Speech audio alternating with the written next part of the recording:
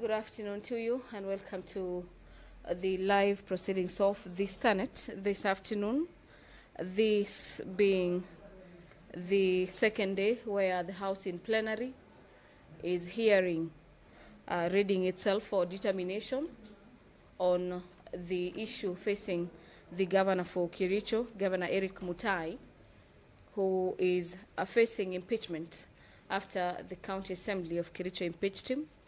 This being the second time that the governor is finding himself in the Senate.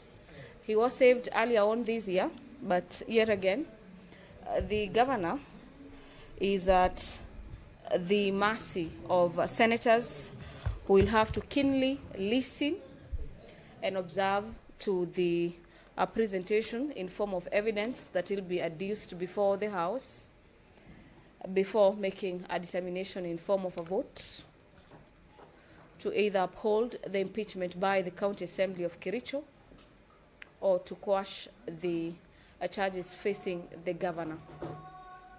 The Speaker's procession is making its way into the chamber with that announcement from the Sergeant at Arms notifying senators that the Speaker is making his way. You can see them upstanding, ready for that live broadcast that is being brought to you by the Kenya Broadcasting Corporation in partnership with the Parliamentary Broadcasting Unit. Allow me to hand you over so you can follow up during this afternoon sitting where the House will be concluding on the presentation by MCAs and moving on to the Defense Council. Mwenyezi Mungu, twakusihi ututazame kwa neema nyingi na baraka, sisi watumishi wako ambao umeridhika kutuita kwa nyadhifa za uongozi katika jamhuri hii yetu. Twakuomba utuwajalie tuyatende na kufikia mambo yote atakayofikishwa mbele yetu kwa njia ya haki na uaminifu ili kustawisha amani, ufanisi na heri ya nchi yetu na wale ambao haja zao umezikabidhi mikononi mwetu. Amen.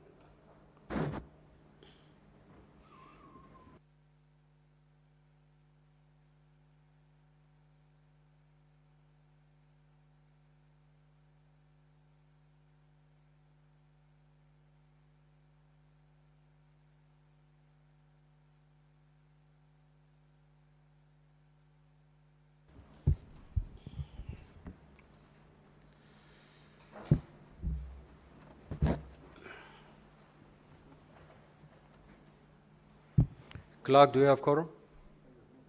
Sergeant at Arms, kindly ring the quorum bell for 10 minutes.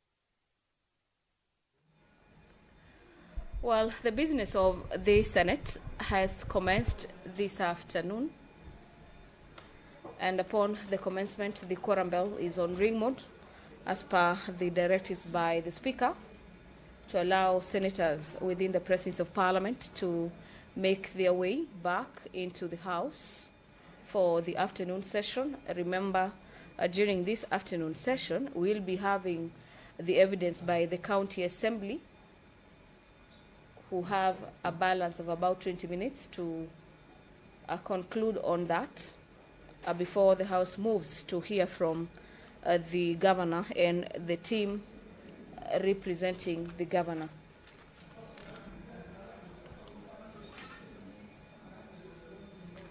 It is a balance of 20 minutes,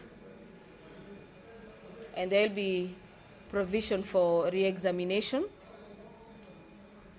After that, the House will be moving to the Defense Council, where the governor has been allocated a maximum of 2 hours for cross-examination, and the balance for cross-examination from the witnesses presented by the County Assembly. The governor's team has 10 minutes for cross-examination. During this afternoon sitting, the House also, according to the rules on matters impeachment, the senators will also be seeking further clarifications and asking questions in regards to the presentation made before the House. According to the running order or the program for this impeachment, the Senate has planned itself that about 3:30 p.m. to 6:30 p.m. the Senate will be considering the evidence by the governor, this being the evidence of witness, if any, cross-examination and re-examination. It is an exercise that has been allocated 5 hours, with the governor having a maximum of 3 hours for evidence by witness and re-examination. Now, we will therefore proceed with the afternoon's business as contained in the order paper. Clerk, you may proceed to call the first order.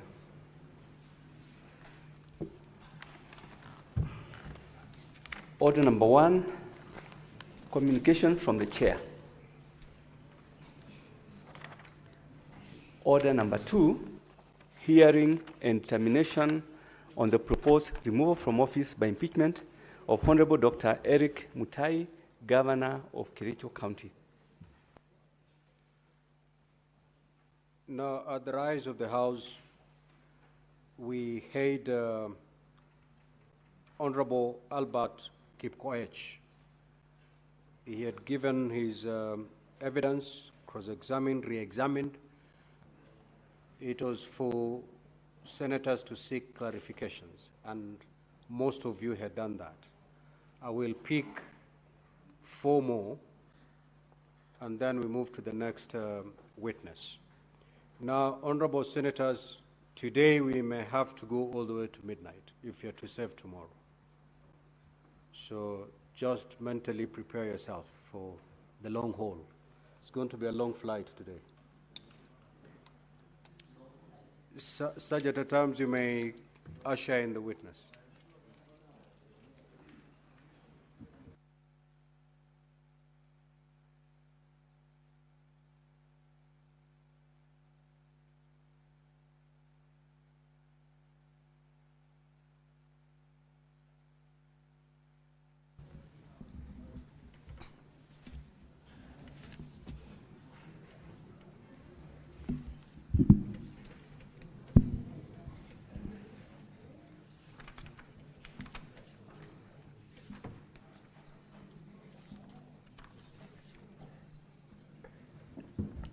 Honorable Albert, just to remind you that you're still under oath.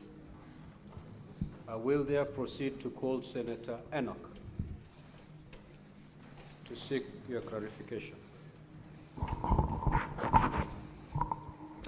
Thank you, Mr. Speaker. Mr. Speaker,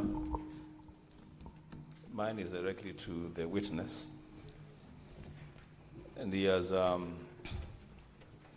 brought before the Senate a number of issues of impropriety, allegedly, against the governor.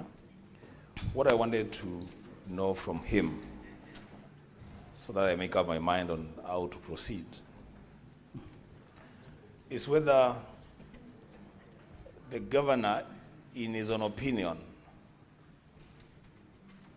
is guilty on account of being the head of the county government of Kericho, or he can in any way connect the acts of impropriety directly to the governor. Thank you. Senator Fanandi, Senator Chirange. Speaker, just two clarifications to Mheshimiwa Albert. One is that, what is your opinion? You know very well that the governor does not sit in procurement processes. So what is the nexus between what you have tabled before the House and the governor's role? Number two, looking at page 41 on volume 4, I can see there is lunch, tea, and snacks, soft drinks. I can see in these 2.985 million, 25 soft drinks of 500 ml has been paid, not majority liter, but milliliters, so that there is clarity, of 293,750 shillings. If you divide by 25, it shows that one bottle of soft drink was procured at 11,750. So what will be your opinion? In 500 hired plastic chairs, 200,000, one chair was hired at 400 shillings. So what will be your opinion? And shed light on the issue of tissues and sodas as per this voucher number 41. Finally, Chair, do you have any evidence that Lea Chipchirchir, who assigned most of these vouchers, is no longer working within the governance structure of Kericho County? I yield, Mr. Speaker, sir. Senator Mungatana. Mr. Speaker, there was a very grave allegation that was made by the governor that the reports of the ad hoc committee, in fact, not just this one, but this report and another report were filed after the impeachment, that there was no opportunity for the governor to exercise his authority on his officers so that those mistakes or problems can be resolved. So I wanted to ask the chair of this ad hoc committee, the witness, to clarify to us when was this report served on the governor, and when was it that you actually moved the impeachment, so that we are clear that there was no ill motive as alleged by the governor in his opening statement. I thank you, Mr. Speaker. Senator Manzo. Thank you, Mr. Speaker. Mr. Speaker, I would like to ask the witness, in order of things, there are matters which Senate can settle or oversight and matters which the County Assembly can oversight. In these particular allegations, did the County Assembly exhaust all its internal mechanisms and did it give the governor an opportunity to be heard as is required by the law before it comes to the Senate? I thank you, Mr. Speaker. Senator Mutinda Tabitha. Thank you, Mr. Speaker. From what has been presented as exhibit, as far as the payments issue are concerned, my concern, Mr. Speaker, is to the governor. All these various payments from the different departments that have been queried, what actually would be his take? And when I listened to the MCA, he stated that they do not do oversight. I would want to understand then what is their role, because when he was asked if they did ask the governor to appear to be able to explain the fictitious payments that had been done, you seemed not to have authority to summon the governor. I would also need a clarity from the MCA. Thank you, Mr. Speaker. Senator Wafula. Thank you, Honorable Speaker. Mine is from the way you have ably taken us through this document. Just to know, you are doing how many terms as an MCA, so that Kenyans can understand the caliber of MCAs we have in the county assemblies. Thank you. Senator Maruma. Honorable Albert, you need not respond to the query that has been raised by the Honorable Senator Wafula. It is of zero help to these proceedings. Yeah, thank you, Mr. Speaker. Mine is to the governor as the CEO of the county. Was he aware that money was paid for renovations on houses which was not done Was he aware as the CEO? Because we were shown payments that were done, and there was no work that was done. Thank you, Mr. Speaker. Lastly, Senator Murango. Then we allow Honorable MCA to respond. Asante sana, Mr. Speaker. Swali langu ambao nitauliza ni kama, kwa sababu hapo awali nilikuwa pia mwakilishi wa Andi, ningetaka nijue kama kuna ukurumba ama ushuhumba wote ambao uko katikati ya mbunge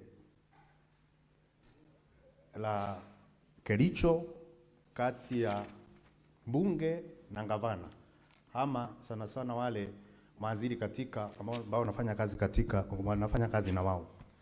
Na la pili, ningetaka nijue katika kamati ya ukaguzi na wasimbu CPAC katika mbunge la gatuzi la Kericho, kuko na ripoti yoyote ambayo ilitolewa kulingana na matumizi ya pesa ambayo mumeleta mbele yetu leo kama bunge la Seneti? Asante sana, Mr. Speaker. Proceed to respond, Honorable Albert. Okay, thank you, Honorable Speaker and Honorable Senators. I will start with the first question. I didn't get the name, but allow me to respond to all the questions that you have raised. The first one is that, Honorable Senators, you need to appreciate that the county CEO is the governor. And since he's the governor, he's supposed to put preventive obligations in all the expenditures that is being done in the counties. Remember, Honorable Senators, that these monies that is alluded to be fictitious was paid in February this year. It only happens that our DG brought into the attention of the public in July. That is 5 months after. Does it mean that there was no internal controls?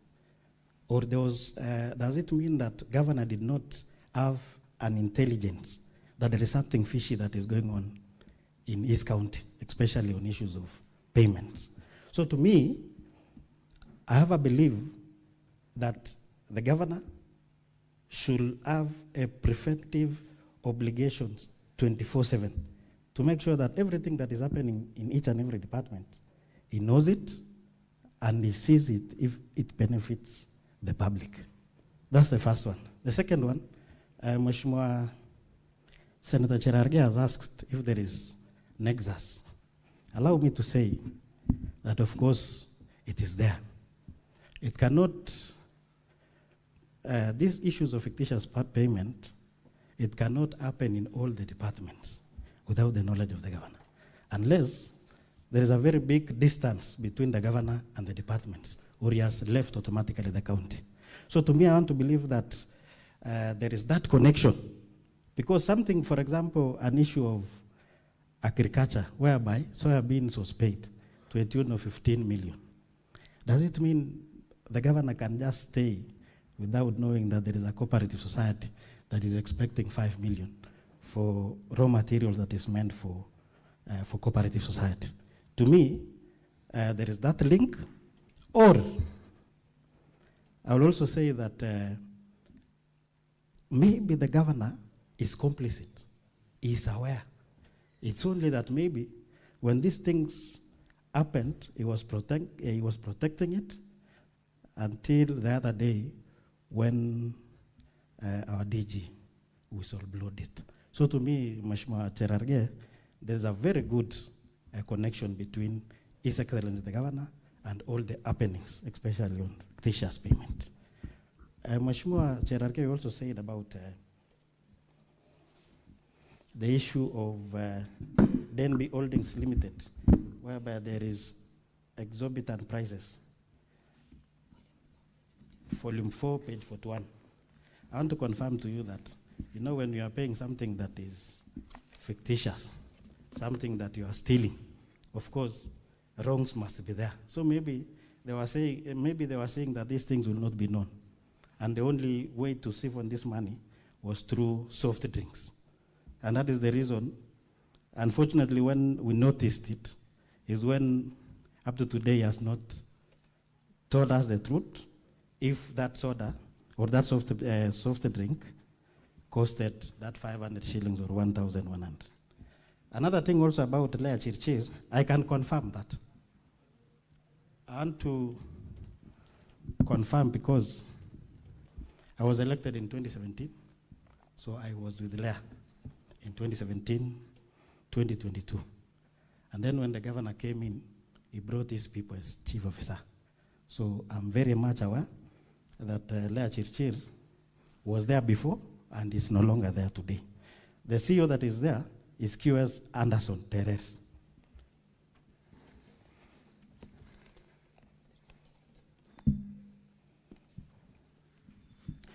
Another question on reports. It is not the first time that the Kericho County Assembly is responding to or is giving His Excellency the Governor ad hoc reports. There was a report that we gave him in 2023. He has not acted upon that report up to today. There is also another report on Kasim Taani. He has not acted on that report up to today. So it's only that maybe it's unfortunate, or in what kwa bahati mbaya, there is this collusion now that maybe this issue of ad hoc committee on fictitious payment is coming in when he's being impeached. But he has that habit of not responding to reports. On oversight. No, Honorable Albert, yes. Just be specific to the questions raised by Senator Mungatana. Which came first, the tabling of the impeachment motion or the transmission of the ad hoc report on fictitious payment to the governor? The transmission. We gave him the report on date 5th of August, 2025. Motion was tabled on 6th.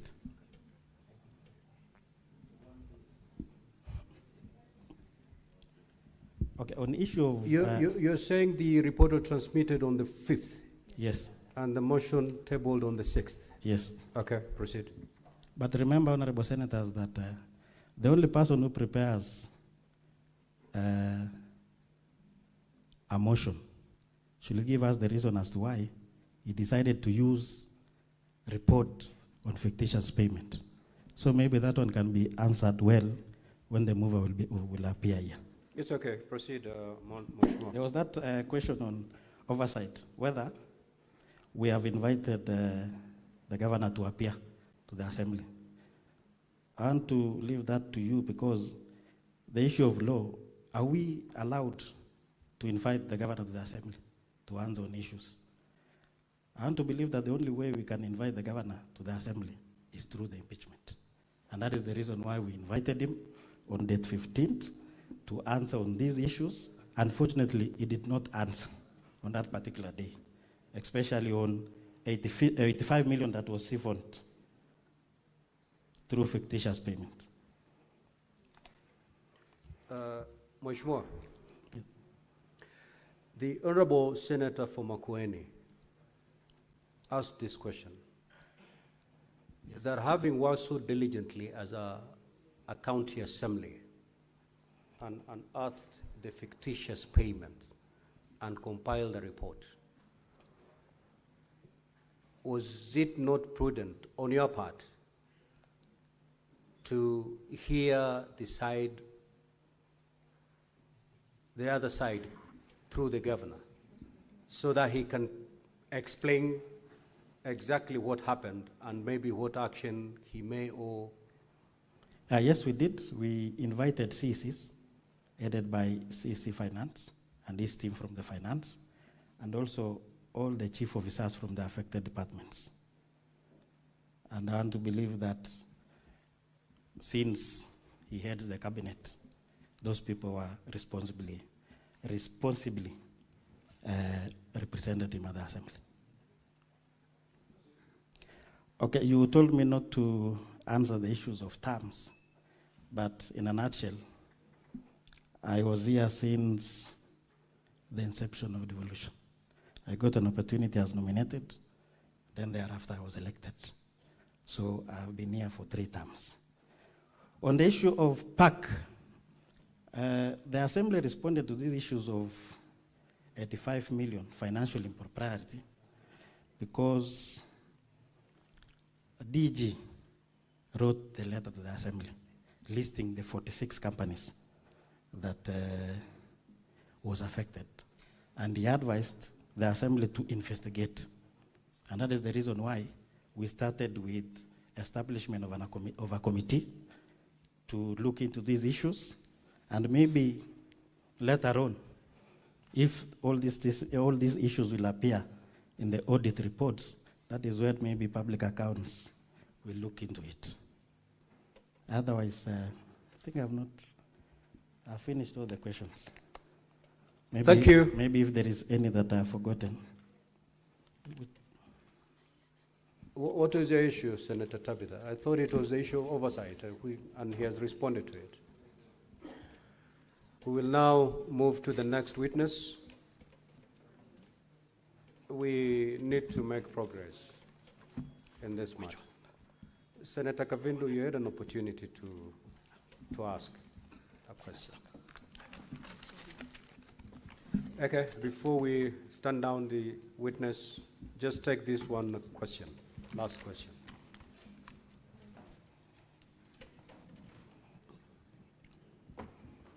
Thank you, Mr. Speaker. Just one question to the witness. You say that you've just answered one of the questions and said that you had summoned the CECs and the CEOs. I would like to know, when was this done? Because part of the MCA's job is to oversight the executive. And if there was all these irregularities, definitely you would have summoned the CECs to come to appear before you as the county assembly and answer questions. And then was the report forwarded also to the governor? Thank you, Mr. Speaker. Okay, thank you. Allow me to state that we invited them. If you have my affidavit, volume 2, allow me to take you to paragraph 9, page 52. And then I want you to also take volume 4, sorry.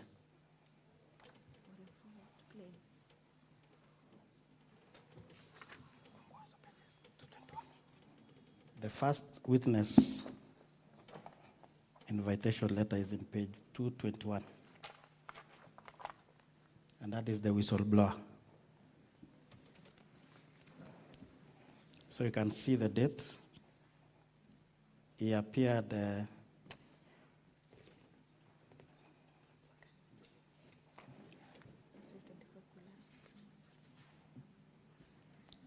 on 24th July. So we invited all of them, and it was based on the letter that was written to us by DG on 10 July. We were not acting as the normal oversight, because if it is normal oversight, it means the CC Finance will be invited by the Committee on Finance. If it is the issue of lands, there is Committee on Lands and several other committees of the Assembly. But this one was an exceptional case because the DG wrote a letter to the Assembly requesting that we investigate this matter, which it had 45 companies that was paid in February and in March. Thank you. Honorable Albert, are you there for saying that it is the governor who requested you to investigate? The deputy governor. That is the office of the governor. Is that your testimony? Of course, since he's the principal assistant, it's the office of the governor. That requested you to investigate? Yes. Thank you. Okay, we will now move to the next witness. We need to make progress in this matter.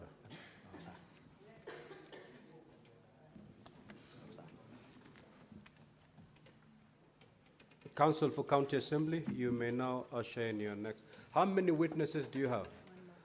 Because between this witness and your last witness, you have only 20 minutes and 32 seconds. Thank you, Mr. Speaker. Sir, for the constraint of time, we will be calling our last witness.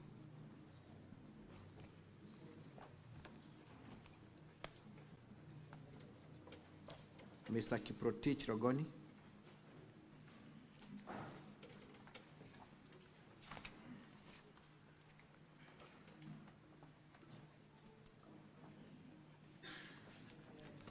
And as we usher him in, his affidavit is to be found at volume 2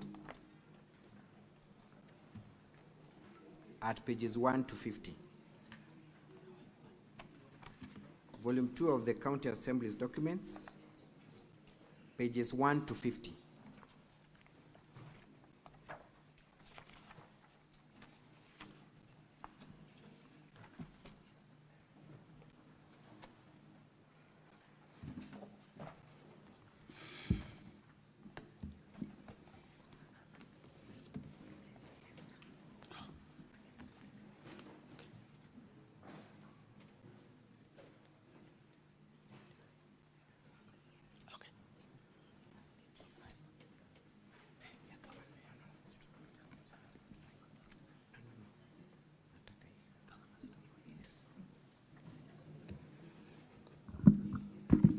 Okay.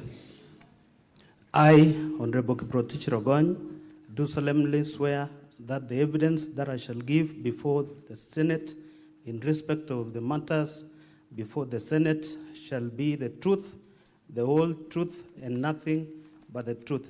So help me God.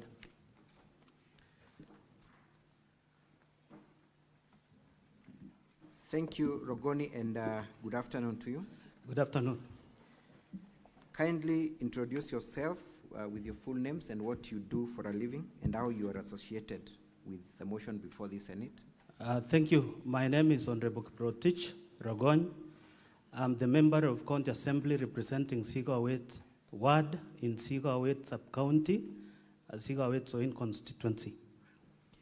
You also confirm that you are the mover of the motion before Senate today? Yes. And you prosecuted the same before the County Assembly? Yes. Do you also confirm that the motion met the threshold under Section 33 of the County Governments Act and the standing orders of your Assembly? Yes. How so? How did it meet the threshold? We voted, when the vote was called, we voted, the members voted 33 of the 47. Threshold is 32 members of the County Assembly. So you confirm that the threshold was met? It was met. Thank you. You have been, because of limitations of time, I will go straight to the issues. You were present before Senate yesterday, rather you must have watched, and you were accused of having called one of the MCAs and bragging that you voted on their behalf, and there was an audio that was played to that effect. I followed the proceedings, and there was an audio that was played. Let me ask the question. Was that you in that audio that made those utterances? No.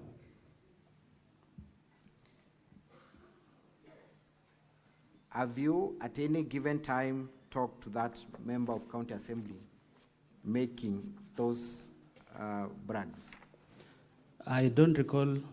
I've never spoken to him on the subject matter that was played out in this Senate.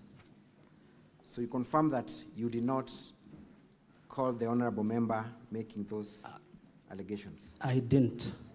And as a matter of fact, did you vote for this member of County Assembly or any other member of the County Assembly? I only voted for myself. I never voted for anybody else. Are you aware of any instances where one member of the County Assembly might have voted for another? It was impossible because from the link, if you voted, once you voted once, it becomes inactive.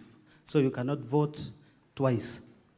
Thank you. Indeed, look at volume 1 of the governor's documents at page 261. Volume 261 of the governor's response. Volume 1 rather, page 261. There is a certificate of electronic evidence.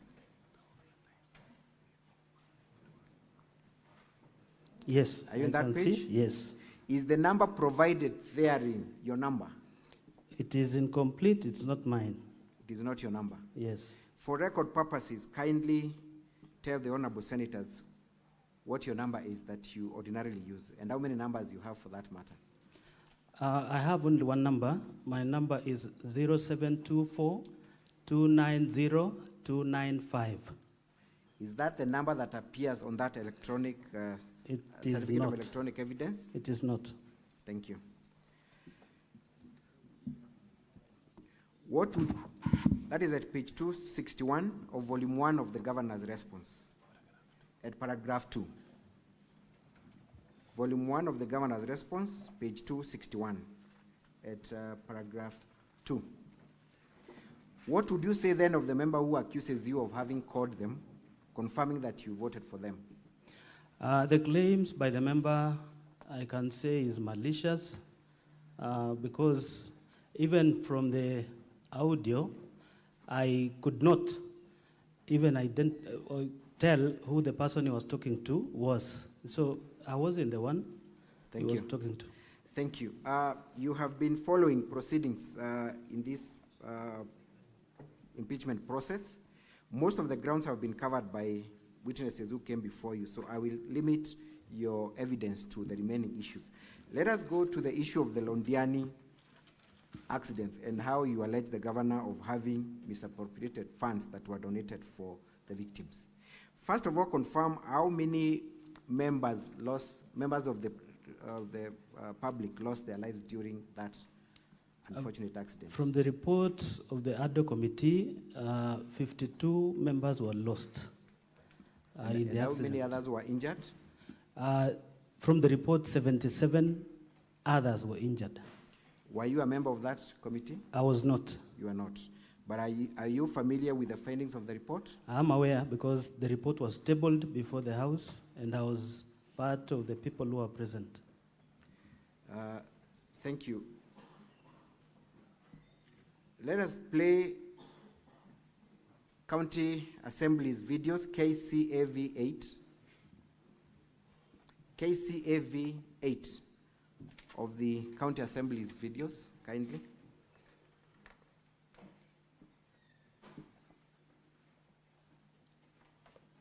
Takes to ensure that the victims are compensated properly.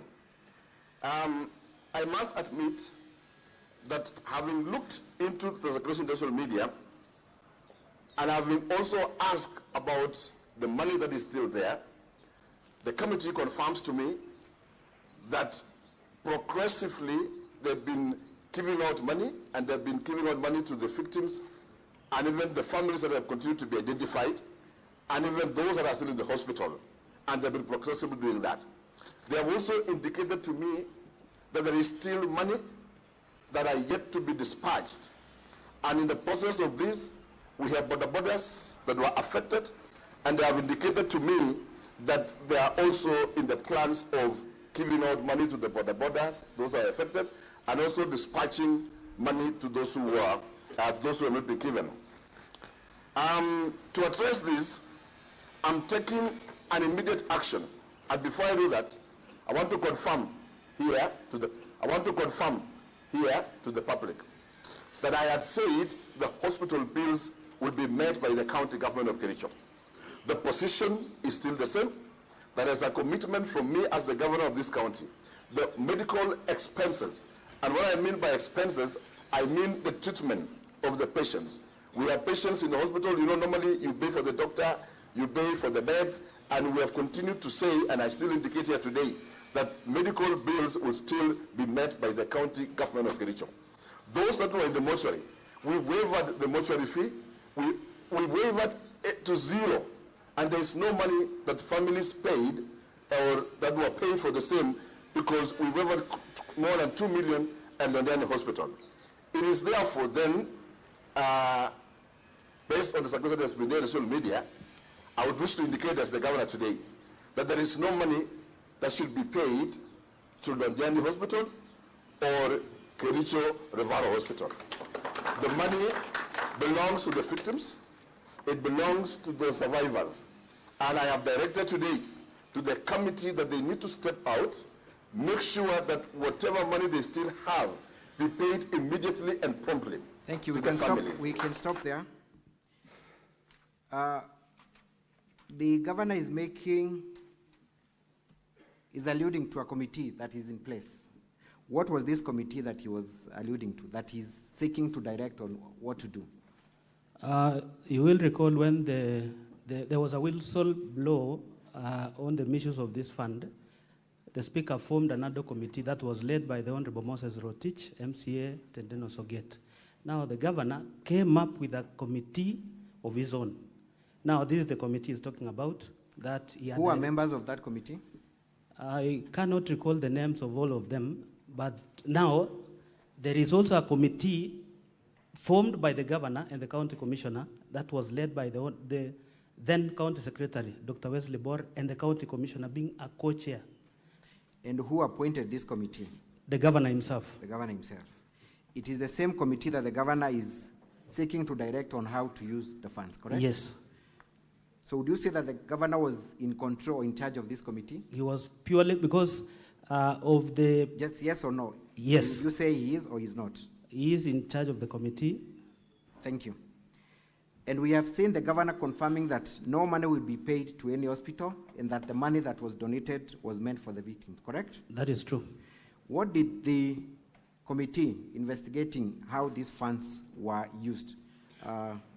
So the other committee discovered that there were minutes drawn by the same committee that we talked about, led by Dr. Wesley Bor, where the victims were paid slightly below 5 million.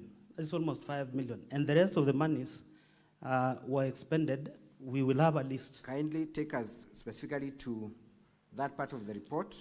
So it is found in my affidavit, page 44. Page 44, that is what you said, but we want to look at the report itself. Volume 2. Volume 2. At what page? Page 44. No, we're not looking at your affidavit, Rogoni. We want to look at the actual report. Okay, the report is in...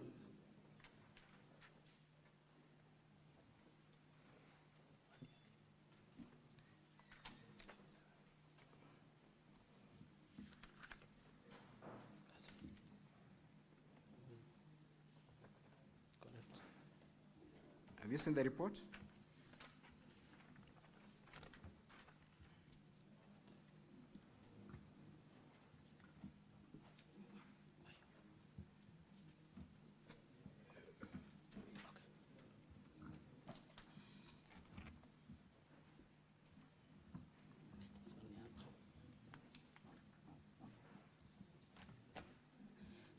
So,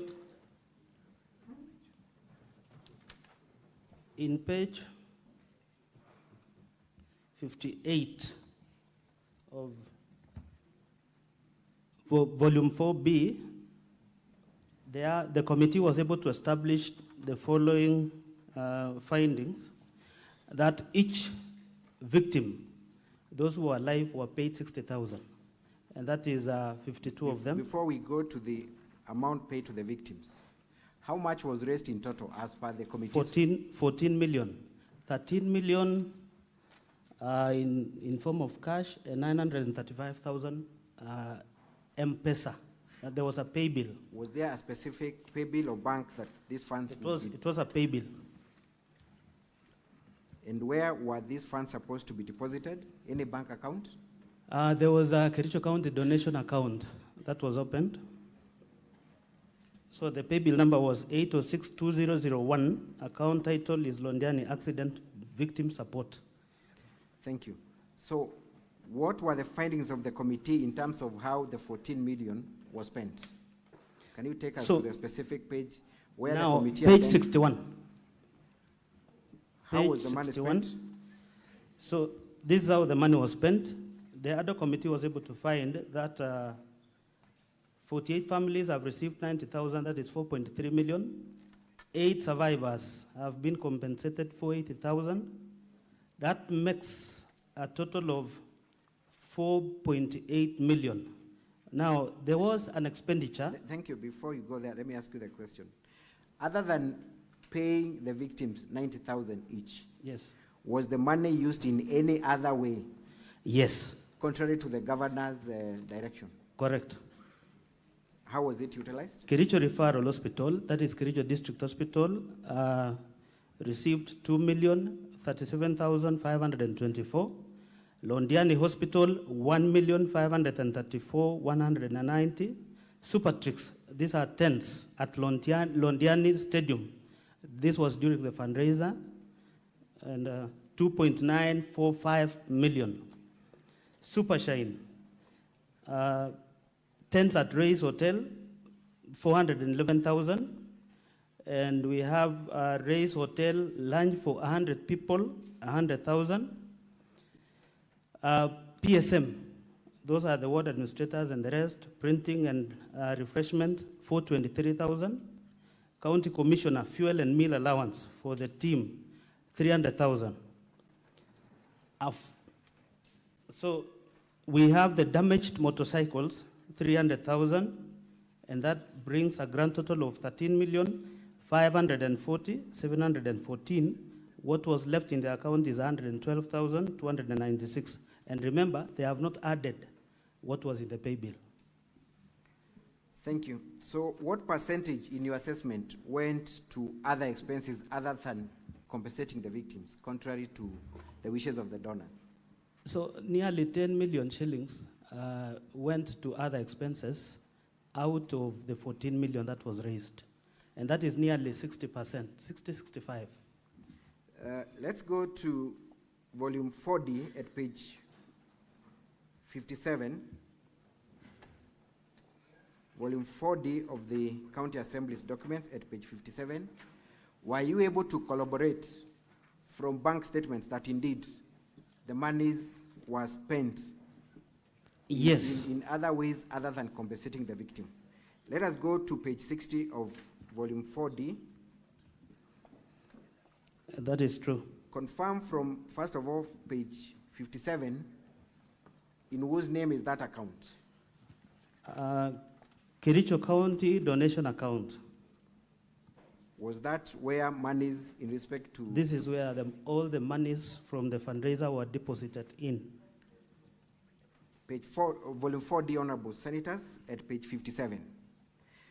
Go to page 60, and I want you to look at the last transaction. Page 60 at the last transaction. The third last. The last transaction. Oh, the last transaction. At page 60. Yes. Tell us what is the nature of that transaction and whether you know who the person that transacted was. Fernandez Korir, who is a signatory to this account. And what role does he play in the county? Is the Director of Finance. Is he the CFO? CFO. He's the Deputy Director, but CFO. How much was withdrawn in cash? 423,000. Can we go to the second last transaction on the same page? Supertrix Limited Entertainments. Was that the same company that you had discovered supplied tents and was supposed to be paid? Yes, how in much? Londiani Stadium, 2,945,000. Let's go to page 61. 61. The second from the top. 61 of the same volume. There's a withdrawal. From who? By Fernandez K. Korir. How much? 300,000.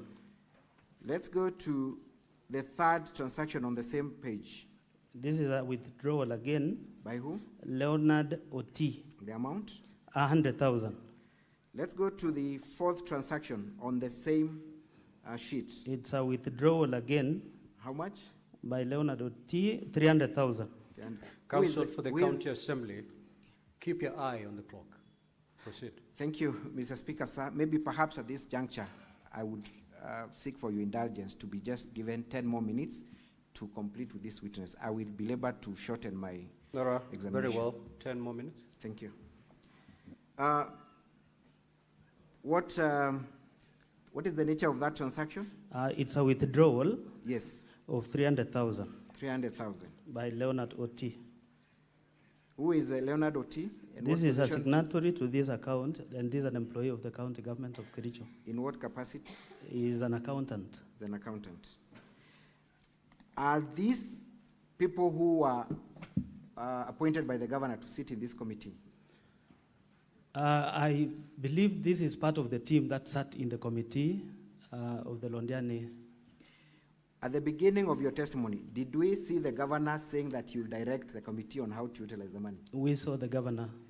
So do you then think that the governor was aware or ought to have been aware of the transactions that took place in this account?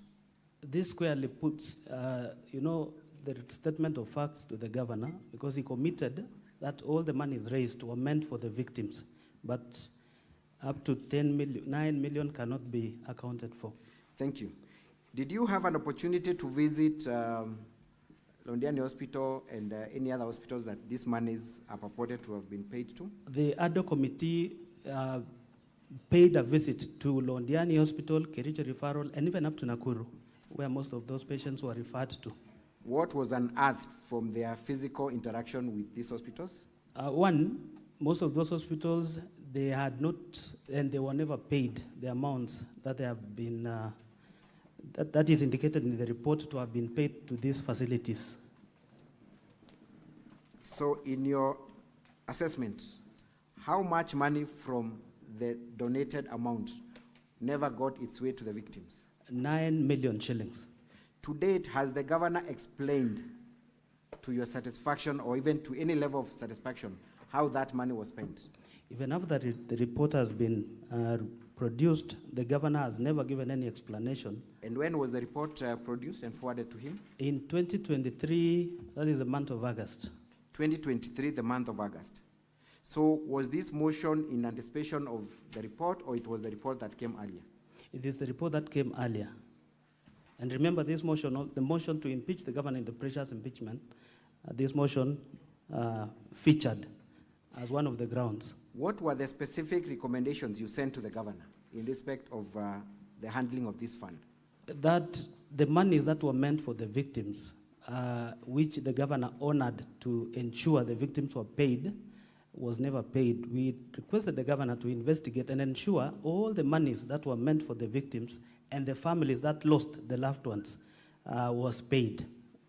I am made to understand that the specific officials that were highlighted as having misappropriated this fund subsequently went to court to seek injunctive orders against the implementation of this report, correct? Yes, they anticipated disciplinary action. Just a minute. Is that true or not? That is true. Who were the parties of that case? It was once Dr. Bor, there is a CEO, Betty Chebe, and others. Was the governor an interested party in that? He was an interested party. Did the governor swear an affidavit for or against that request by the CCs? He did in support of the officials. So he went to court and asked the court not to implement the report. That's what you're saying? That is true. That is captured in an affidavit, correct? Yes. Would you then say that the governor had the intention of implementing this report? He had no intentions of implementing the report. To date, has the governor given any contrary audit or report of how these funds were used? He's never. Almost 1 year down the line. 2 years down the line. 2 years down the line. What would you say about his conduct then? He's a complicit in the whole setup. Thank you. Mr. Speaker, thank you. I was looking at the watch. Thank you. Let's move to the other issue. Kazimani. Again, tell us when a report on the Kazimani initiative was made by the respective committee. Kazimani, I sat as the vice chair, and the chairman was one Honorable Paul B. Honorable Senators, may I refer you to volume 4A of the County Assembly's documents at page 229 to 355. Volume 4A, page 229 to 325. 355.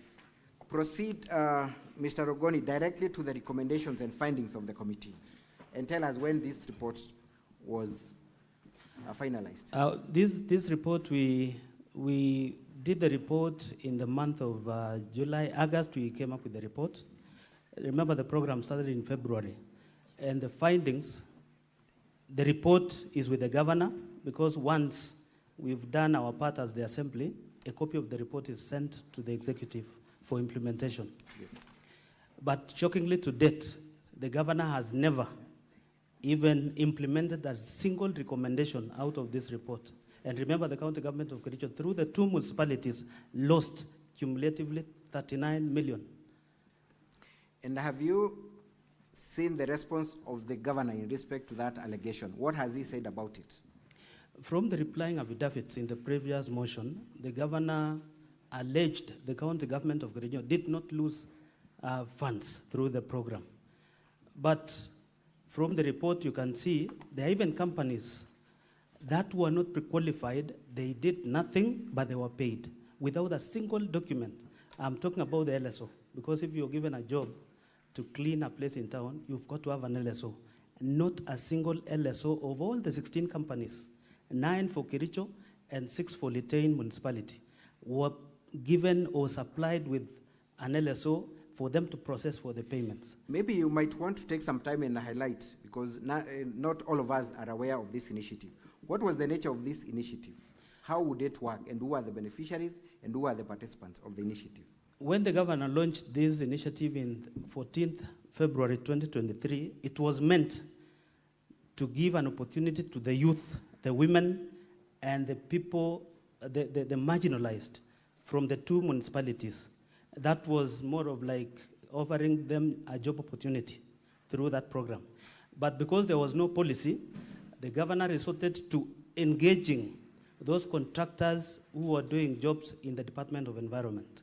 Because there was no law, there was no legislation, there was no legislation to support the process. Now the governor used contractors procured in the Department of Environment underwater. So are you saying that the money never got to the intended now the youth and the women who appeared before the committee during the hearing, actually they were complaining because they were never paid. Initially, these contractors were supposed to pay them either weekly or after 10 days for a period that they signed the contract. But out of this, you can see from the report, there is even a contractor who was... Take us to the specific page where those complaints were raised and what was the nature of those complaints. So the report is page 230 of volume 4A. So for my understanding and for record purposes, how were the youths of Kericho County supposed to receive or to get their cash? These contractors promised to pay them via M-Pesa. Correct? Each, and they were assigned duties in the various parts of the municipalities.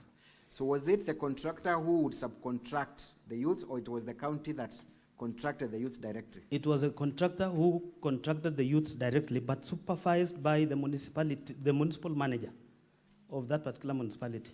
Proceed and show us the findings of the report. You can see the whole thing is voluminous, but let me just take you to page 253. Because that is where, page 253, you can see down there, 252, sorry.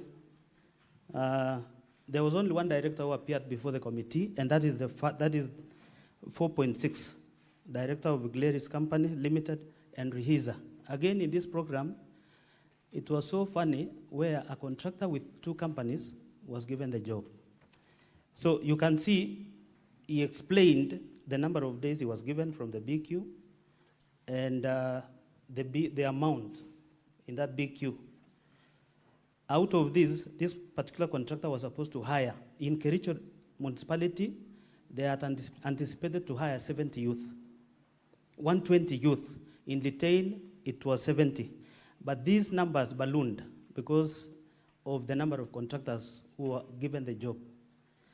But then, they were supposed to still pay these men, youth, women, and the marginalized group.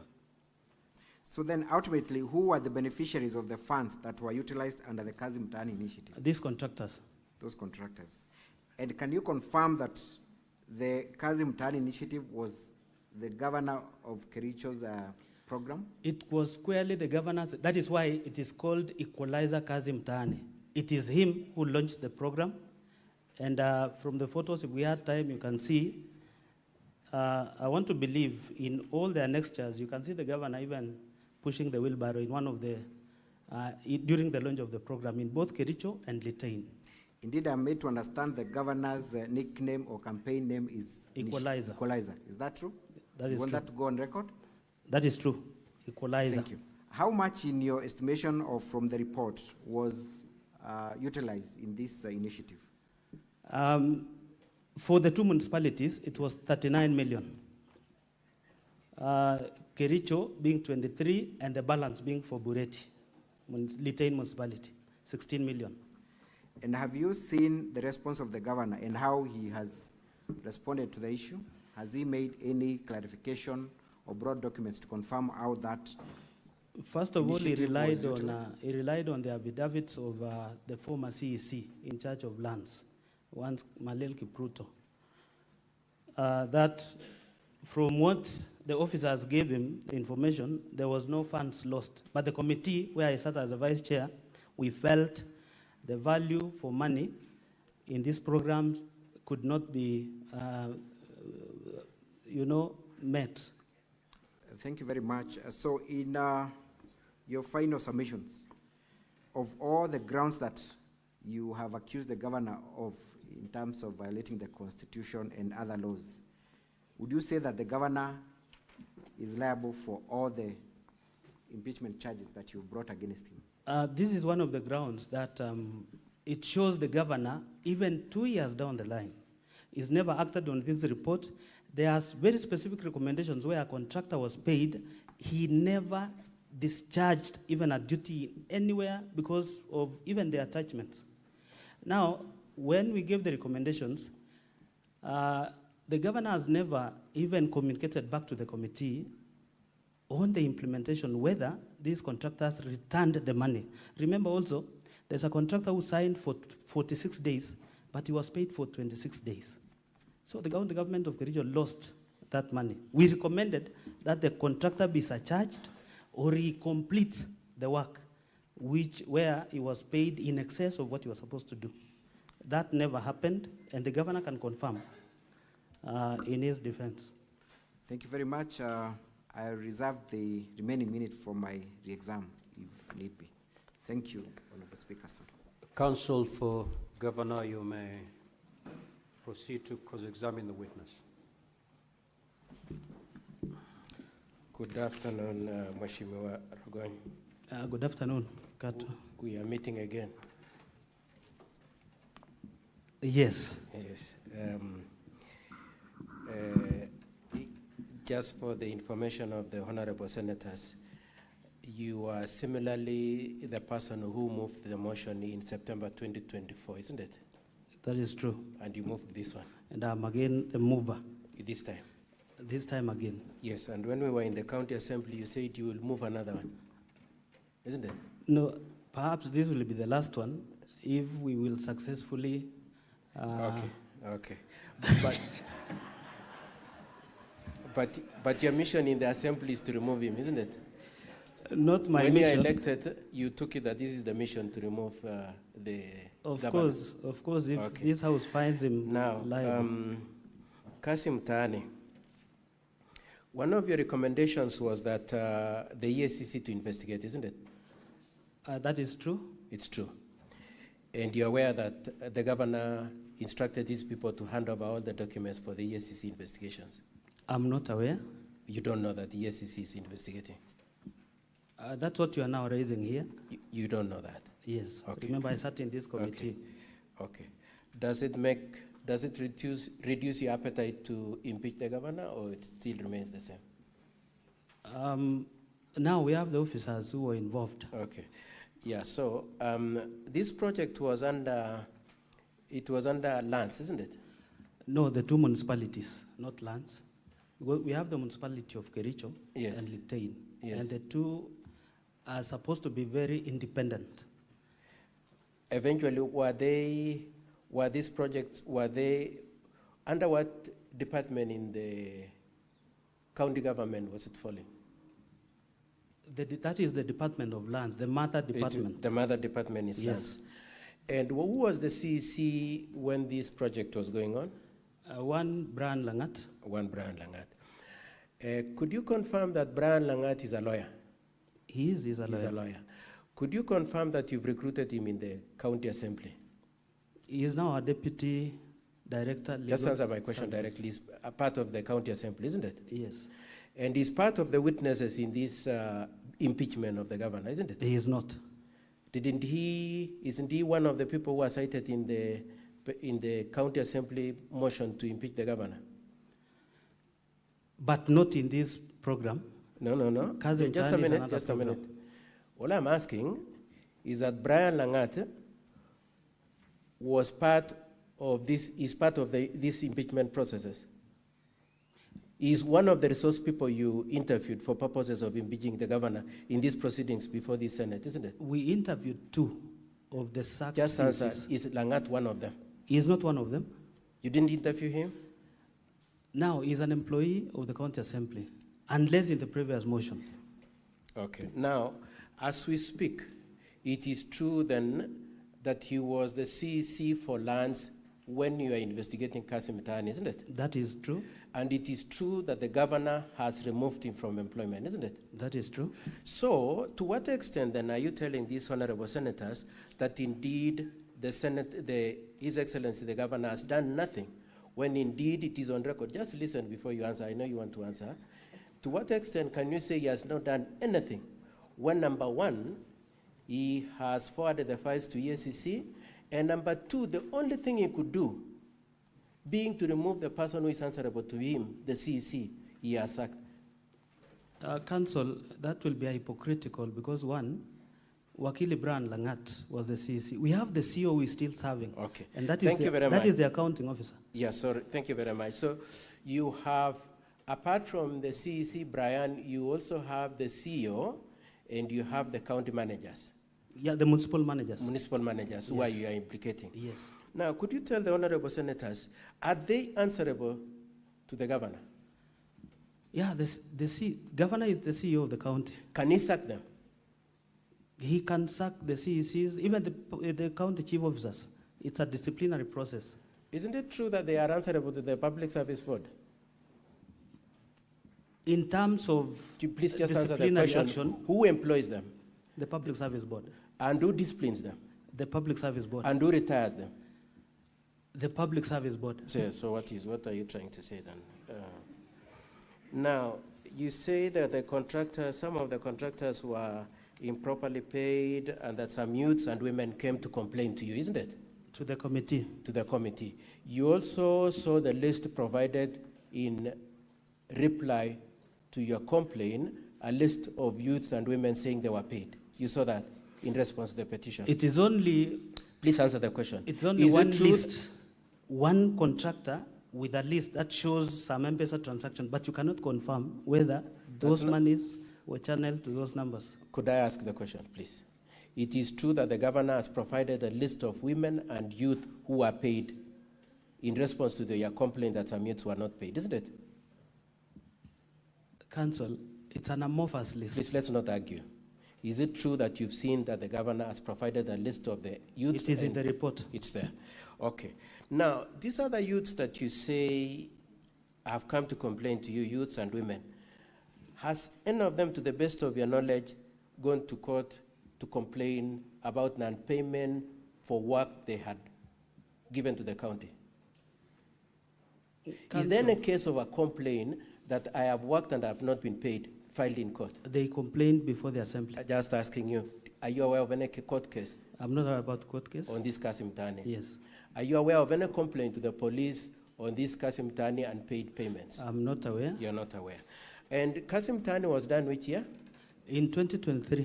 2023. So we have about 2 financial years between then and now, isn't it? That is true. Have you seen that issue of Kazimani featuring anywhere in the auditor's report? Because that is the only, that's an independent entity that would audit. Have you seen that case of Kazimani? You're talking about the Auditor General's report? Yes, Auditor General's report. It featured in our reports. Please answer my question. Has it featured in, you are interested, you're interested in impeaching the governor forever. So I want somebody independent. Has the Auditor General captured any complaint about Kazimani losses of money? To the best of your knowledge. I'll have to. Okay, thank you. Already there is a report on other committee of Kazimani project implementation. Mheshimiwa, that question is either yes or no. Already there is a. Are you aware of any Auditor General's report on that PPRA issue? report. Who has asked you about PPRA? Could you just wait, please? I've asked you about Auditor General. Is there any report from Auditor General, to the best of your knowledge? I'll need to check then. To the best of your knowledge, Mheshimiwa. Okay, not so far. You're not aware. What of Londiani victims? Is there are you aware of any Auditor General's report on that Londiani loss you're claiming? Of course, it cannot find Please just its way answer the to question. Auditor General's report. It's not there? Yes. Okay, good. Now, who did you say was in charge of who was the head of the county government's representation in the Londiani victims issue? Dr. Wesley Bor. It was Dr. Wesley Bor. Yeah. As we speak today, where is that Dr. Wesley Bor? Dr. Wesley Bor exited service in the county government. He left to work. Yes. And it is your case still that the governor has done nothing, yet he has retired Dr. Wesley Bor. Dr. Wesley Bor resigned. He was not removed by the governor. How do you know that he didn't remove him? Because... Okay, so anyway, an action has been taken, isn't it? It is not the governor who took the action. Was he answerable to the governor? Yes. He was answerable to the governor? Yes.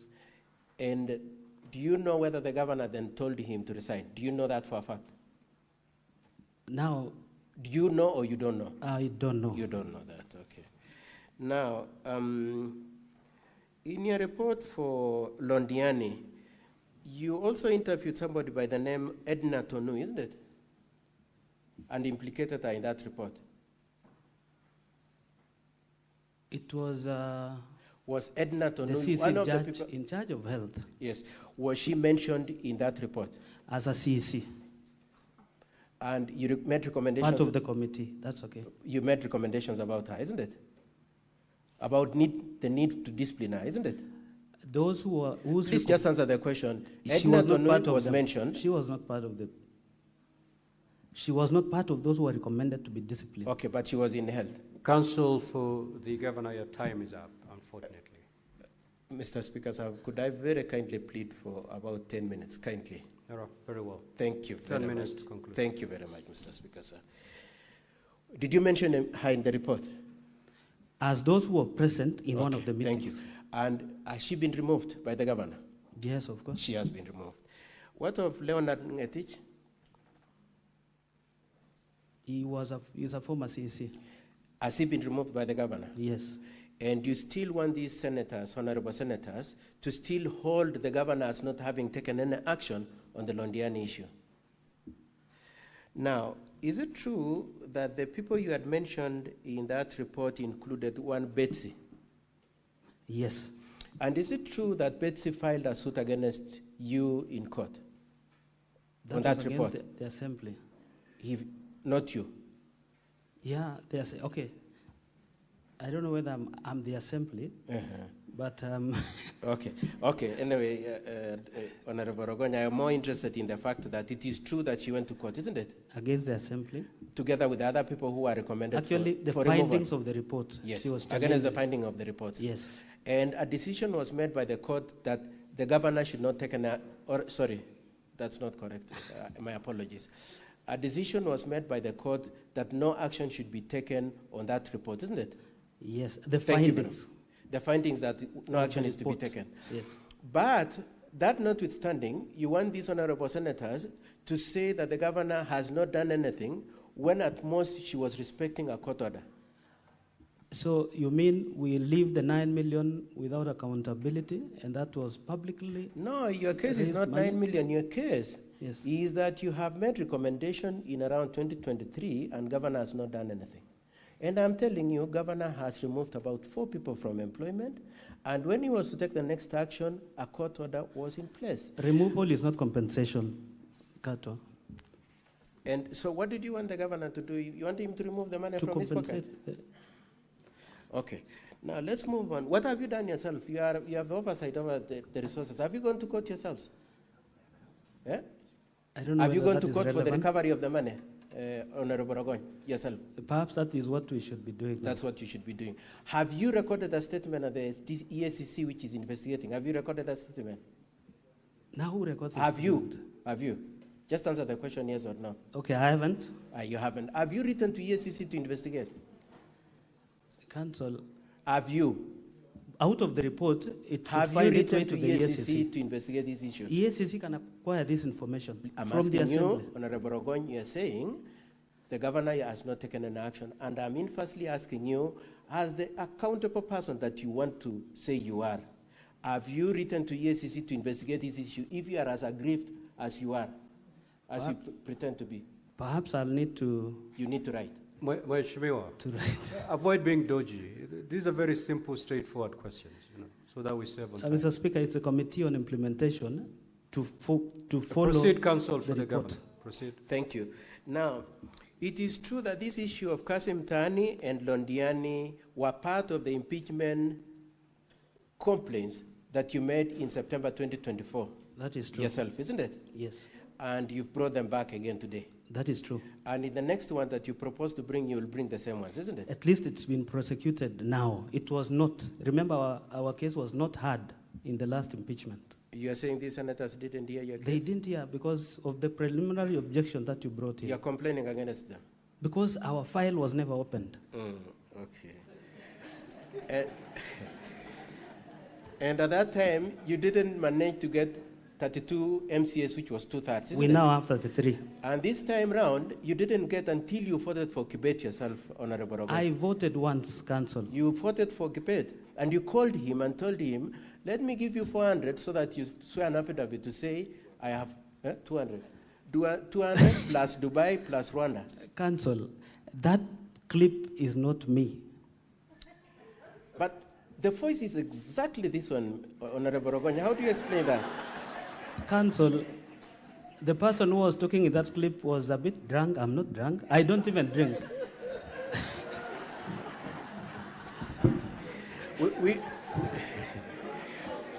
We would like the people of Kericho and people who voted for you to hear you say this. You're saying you don't drink? I don't, Council. Completely? You know, Council. Do you or you don't drink? Mr. Speaker. No, the issue of drinking you've raised. Let me clarify. Do you drink or you don't? I don't drink. Completely? I'm a Seventh-day Adventist.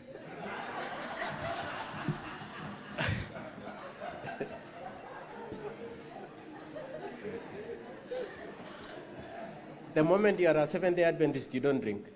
You know, Council. Okay, let's leave that issue. I don't think we want to go there. And lastly, on Londiani, I just want to explore this subject on Londiani finally. Is it true that when you investigated the Londiani matter, you found that the county commissioner was the chair of the committee? He was a co-chair. Remember, the only outsider in that committee was the county commissioner. Just stick to the question I'm asking you. Was the county commissioner the chair? The co-chair. Together with? The county secretary. Who has left, Dr. Bor, isn't it? Yes. Okay.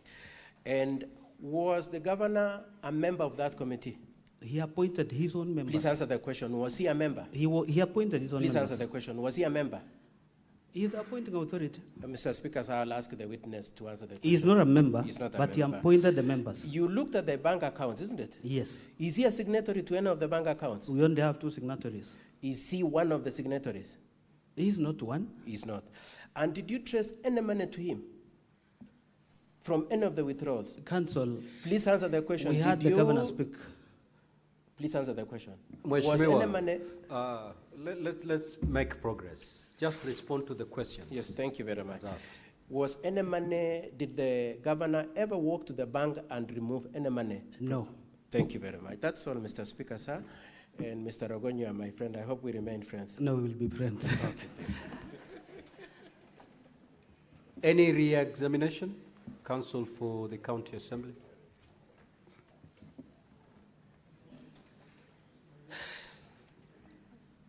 Thank you, Mr. Speaker. Sir, very briefly, Mr. Ogoni. Yes. Other than the Auditor General, has any other independent body taken up investigations in respect of the Kazimani initiative, to the best of your knowledge? EACC says the mother, and PPRA too. PPRA. What has, we're looking at the letter at page, give us the Page number. 206, volume 4. Page 206. Volume 4 of the County Assembly's document? Yeah. What is the title of that letter from PPRA? A report on ad hoc committee on Kazimani project implemented by Litain and Kericho municipal boards. Indeed, PPRA is requesting for documentation that they had earlier requested for in the month of January, correct? Correct, 13th of January. So is it then correct for the governor to state that there is no other independent body that has taken up the matter? It is wrong, of course, for him. It is not correct. It is not correct. Thank you. The governor has also stated through counsel that Dr. Wesley Bor was removed from office by the governor.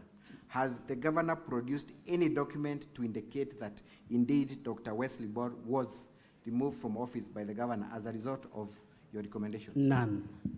Is produced none. To the best of your knowledge, what were the circumstances surrounding the exit of Dr. Wesley Bor? Dr. Wesley Bor, remember, he was heavily mentioned in Londiani accident and again in Kazimani. So the Honorable Paul B., who was the chairman of Kazimani, produced an impeachment motion against Wesley Bor. Wesley Bor tendered resignation upon the signatures collection because he was going to be impeached because he's part of the cabinet. He resigned. Thank you. And you confirm that it was in the case before court that barred the implementation of the committee, that the governor saw an affidavit asking the court not to allow the implementation of yes. the committee, correct? Thank you. You've also been told that one of the witnesses who appeared before the Senate yesterday, one Edna, Tonui, yes, was the CEC in charge of health at the time. She I want you was to not. look at page 82 of volume 4B of the County Assembly's documents. Volume 4B. At page 82. Page 82. Kindly tell us who was the CEC in charge of health at the time. The CEC in charge of health, that time Council was... for County Assembly, your time is up, unfortunately. Just 2 minutes, kindly. Nora, we'll give you 2 minutes. Thank you. Who was the CEC in charge of health at the time? Bill Brenda B. Is Bill Brenda B. still a CEC? She's still serving. She's still serving? Yes. Thank you very much, and that's all for this witness. Thank you. And that brings us to the close of the County Assembly's case, but I will be making a short application after the witness has been interrogated by senators. Thank you. Thank you. Any questions or clarifications from the honorable senators? Clerk, someone should work on my dashboard. It's run blank. Yes, Senator Fernandi.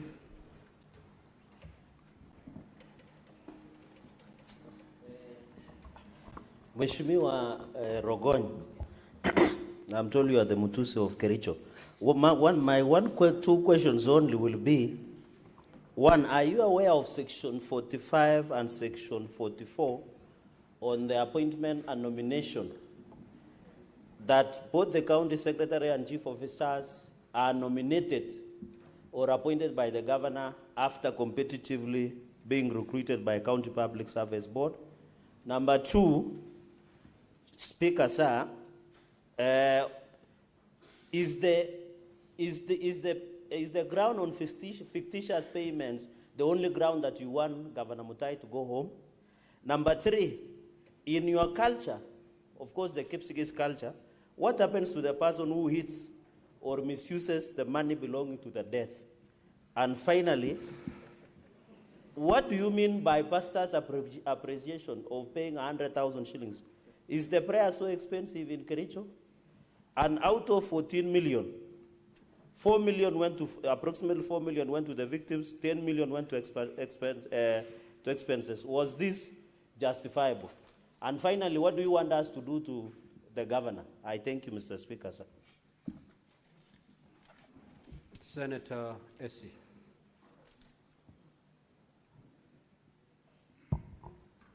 Thank you, Mr. Speaker. I would wish to ask the mover of the motion the following.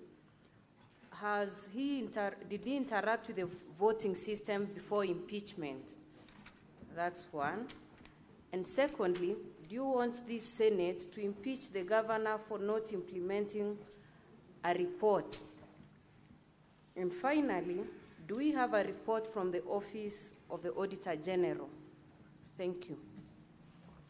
Senator Faki. Thank you, Honorable Speaker. Mine is with regard to the Kazimani report. Is it that the work which was supposed to be done by the companies that were pre-qualified was not done, or the people who did the work, that is the young people who are employed to do the work, were not paid by the pre-qualified companies? Number two, there are allegations that 18 members of the Assembly never voted for this motion. What is your response to this allegation? Thank you.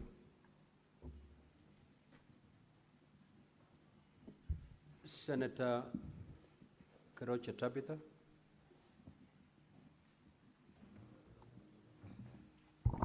Thank you. The mover of the motion. It's about the Rodiani, because I remember it was a very sad tragedy when we all came to Rodiani. We were all there. I remember even Chirangai was there, and we really contributed. And I'm happy to see what the video that was played, that even the governor went ahead to say he's going even to ensure that their bills are cleared in the hospital. But then when you're standing there, when you're talking to the world and to the Kenya to say that some of the victims were not paid. Is that what you are saying, that some of the victims were not paid? And the money in the statements where the governor had said that he's going to clear the bills, the withdrawals, have you traced to see whether it went to pay the hospital? And then on the side of the governor, if there are people that were not compensated, it would be nice if they can be compensated. Whichever means will be used, I think it would be very nice for them to be compensated. I think I have nothing more to say. Thank you. Senator Lekino.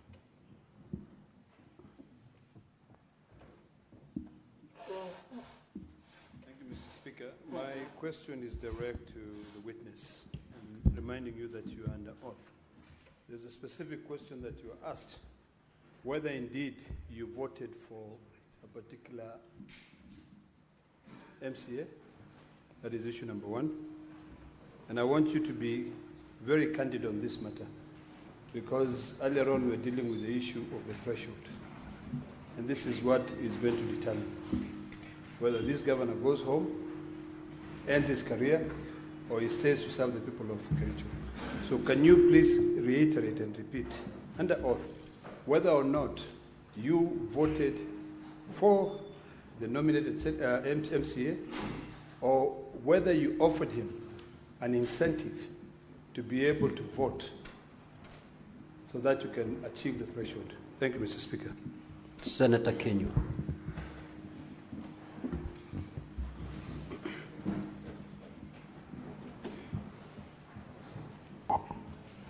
Thank you, Mr. Speaker. Mine is to the mover of the motion. In volume 40, page 60, he was saying that there is somebody called Leonard Oti, who withdrew money in particular times when he was presenting. But I don't see the annexes with the issue that money for Rondiani was not reaching the victim, by virtue that the same Leonard Oti was withdrawing the same amount of money long before the Rondiani accident. For example, if you look at the same page 60, the fourth transaction, it shows he withdrew 99,000. Then on 24th December 2021, he withdrew 259, long before the Rondiani. So I don't know the annexes, why you are showing us down here how the money was being withdrawn and showing like those people are correct, but they're the same people who have been withdrawing money long before. Thank you, Mr. Speaker. Senator Muma.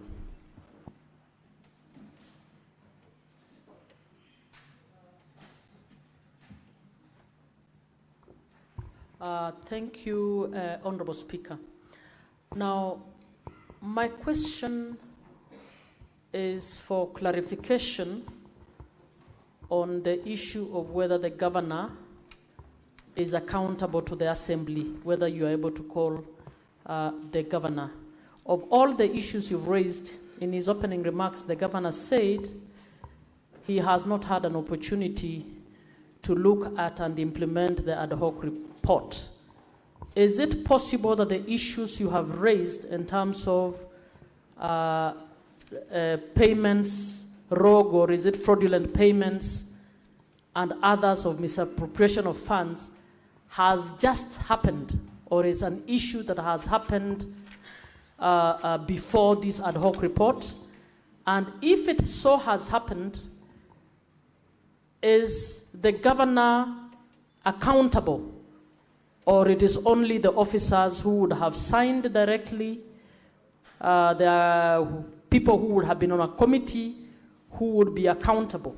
Can you guide us on the nexus between accountability and the governor on the issues you've raised? Senator Tobiko.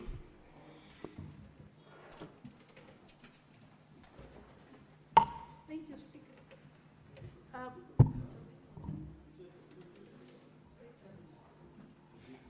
No.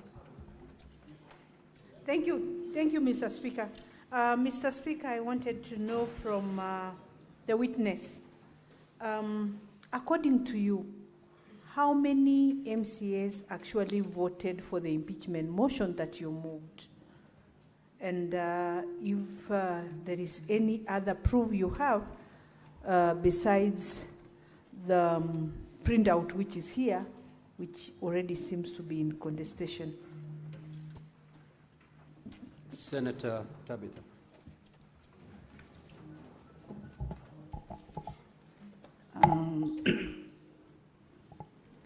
Mheshimiwa, could you clarify before this house if in any way you either forcefully took any of your colleagues' phone and voted without their consent? Number two, in regards to this fund for the victims of Londiani tragedy, what was the total amount that was contributed in order to assist the victims? And lastly, on volume 4D, from page 60, we've seen the withdrawals by Fernandez Coril on 21st, amounting to 423. On the same day again, another withdrawal of 300,000. On the same day, another withdrawal by Leonard, amounting to 100, and another withdrawal by the same Leonard, amounting to 300. Who are the signatories of this account? And as we currently speak, these people are fired. In your wisdom, do you feel that these people participated in one way or the other by fraudulently or in whichever capacity, they withdrew this money for their own personal gain? Again, on volume 4B, page 83, I've been able to look at the total expenditure, the alluded expenditure, as you actually explained earlier, amounting to 13.5 million. But Senator Mariam Sheikh. Honorable Senators, you have under 2 minutes, so condense your concerns.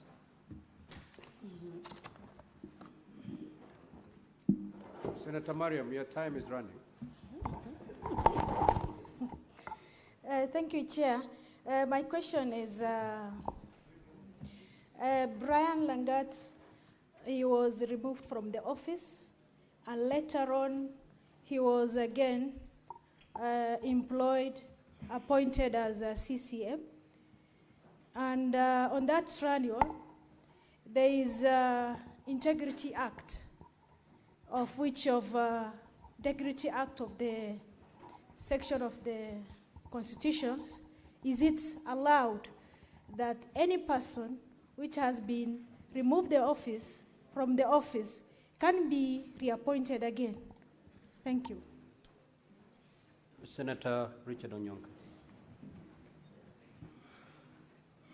Thank you, Mr. Speaker. I have only one question, Mr. Speaker, and I wanted, Honorable, I don't know that you'll be lucky to have the standing order for Kericho, but I got it from your council, so the Sergeant at Arms could pick it.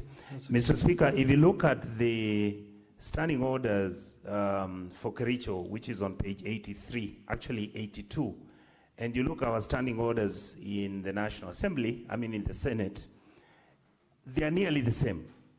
And essentially, it just gives us a chronology. If you go to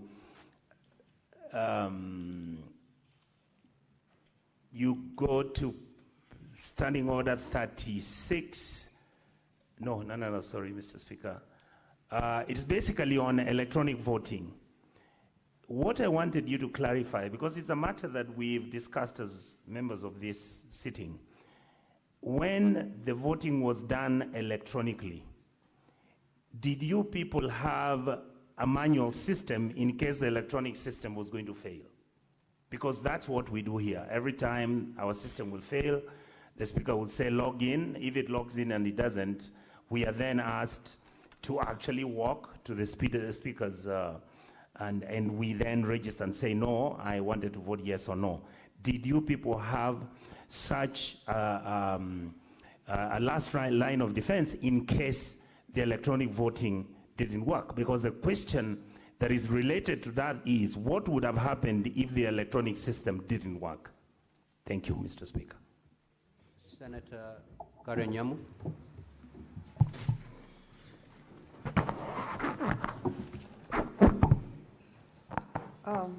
I'd like to ask the MCA, previously, before this impeachment motion, had the county government, the county assembly of Kericho, had they ever used the electronic voting before? And also, what safeguards are in place to prevent alteration of votes once they have been cast? And on Kazimani, can you under oath provide any documented instance to show that the governor personally diverted, interfered with, or manipulated the Kazimani program in Kericho County? Thank you. Senator Boni. Thank you, Mr. Speaker. Mr. Speaker, the honorable member will help a lot. In his opening remarks, counsel for the county assembly told us that the governor is a very bad man. Is it your evidence that he is a bad man?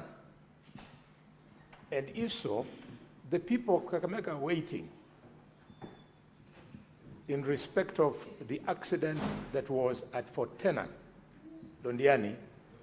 The people who died were predominantly from Kakamega. In fact, Mukurusu village, a family of 4 was wiped out. So they would like to hear that the bad man, the governor, is the one that we are talking about, and more importantly, during your investigation, Honorable, did you establish whether the purported 90,000 that was supposed to go to victims as compensation was actually received, or was it only indicated on paper and the reported bad man did not make the actual delivery?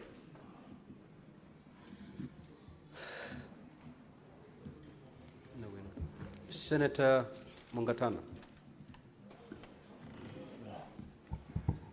Asante Bwana Spika. Mimi nilikuwa nauliza katika hii ripoti ya Londiani, Mheshimiwa ametuambia kulikuwa wenyekiti wawili.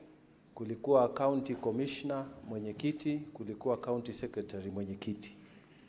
Lakini katika mazungumzo yake sikusikia ataje hatua gani zimechukuliwa dhidi ya county commissioner. Manake kama kuna hatua zimechukuliwa upande huu, lazima pande hii pia achukue hatua. Kwa hivyo nilikuwa nataka kujua kama mheshimiwa katika recommendation zenu ama katika ile report kuna hatua gani mmechukua, ama ilikuwa target ni moja na ni hiyo peke yake.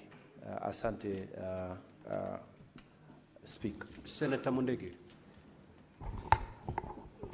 Asante Bwana Spika. Swali langu kwa mheshimiwa wa Kericho. Katika Kenya kuna mipangilio ya kazi wakati pesa imekuja masinani ama kwa serikali. Mambo ya Procurement Act. Na kama mlikuwa naangalia kazi vizuri, ndio tujue mnasema ukweli. Mliangalia katika kila wakati yote kuna tangazwa pre-qualified contractors na suppliers wa vitu, hata youth na disabilities. Wale watu wote mmetanza wamelipwa pesa. Wakati mlikuwa naendelea kufanya oversight, mliangalia ama walikuwa pre-qualified, ama walikuwa wamekuwa gazetted kasile kubwa, ama walipata kazi na namna gani, ama wakati unajua pia kuna system ya kunjaza ile kazi kila kona, sio mambo ya kupatiwa makaratasi. Mliangalia hiyo mambo mkaona kama ilikuwa inajia ile inafaa, ndio muweze kuona, kwa sababu wakati kazi imetangazwa mpaka wale watapeana kazi mpaka waangalie mtu wa chini na wa juu walinjaza hiyo makaratasi na namna gani, ndio ifike hapo na walipwa na namna gani. Asante Bwana Speaker. Senator Osotsi. Thank you, Speaker.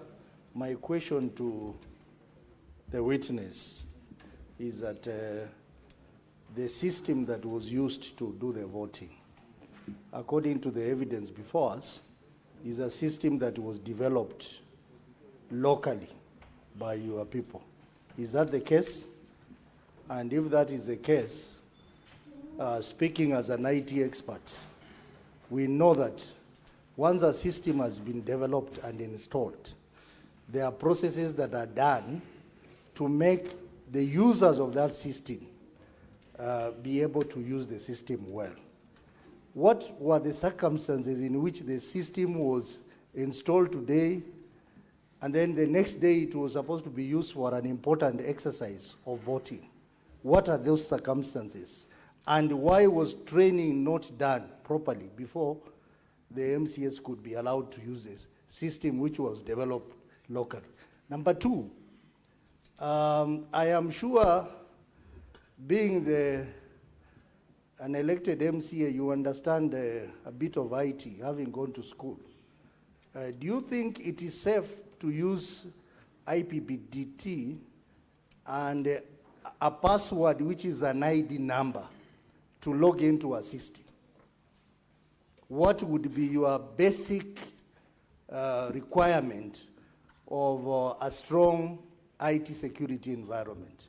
Would an ID or an HR number, IPDD, be inappropriate to log into such a very high sensitive system? Senator Kisang. Thank you, Honorable Speaker. Honorable Speaker, I have two issues. Number one is, as a third term MCA, I believe when the last impeachment case failed, I expected you to go back to the county, reconcile with the governor, and work for the people of Kericho County. Did you make an effort as a senior member of the assembly to sit down and see how you can work for the county and with the governor? And then lastly, Honorable Speaker, I wanted to find out from the MCA, during the 14th day, how many MCAs in total were in the chambers? Because from the results that we have seen, it's only 33 that voted. The other 14, what did they do? Did they, because they expected to be either absent or abstain or vote no? And then the last one, if I still have time, if you go to volume 4A of the county assembly, you have said the challenges they faced at the committee. There was limited access to critical information that the committee required to verify allegations raised in the Kazimani. Who is this particular person? How come you were not able to access any information on this particular report on Kazimani? Senator Abbas. Thank you, Honourable Speaker. Mheshimiwa Doc, my question is that, as you're aware, the governor is the CEO of the county. The governor commits no funds, signs nowhere. But of course, we have all the institutions in place. We have the treasury, we have the accounts, you have the procurement, and even the time of giving the contracts, there are committees that have been formed. In your investigation of the other committee, was there anybody who was committed for committing the anomalies that you have now found? That they gave contract to people, they paid the money before you came to the governor. Was there anybody who has been sacked? Was there anybody that you have recommended and the government has failed to sack? Or you feel that the governor is directly capable of doing, all that wrongs are taking place? Senator Kavindu Agnes.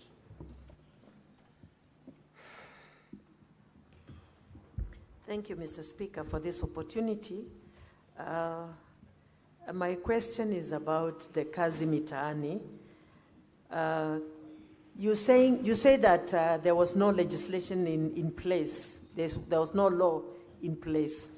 And yet, you MCRs are the people who should be doing the legislation to put the law in place. And that said, I'm wondering if you now have a law in place for Kazimani again, if it happens to come again, and about the procurement. Is it the governor who is supposed to procure all the procurement officers? And were the companies which were given the procurement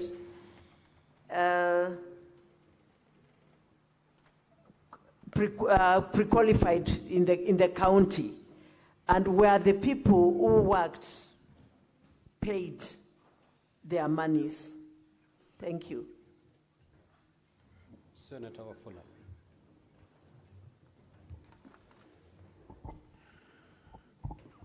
Thank you, Honorable Speaker, for this opportunity.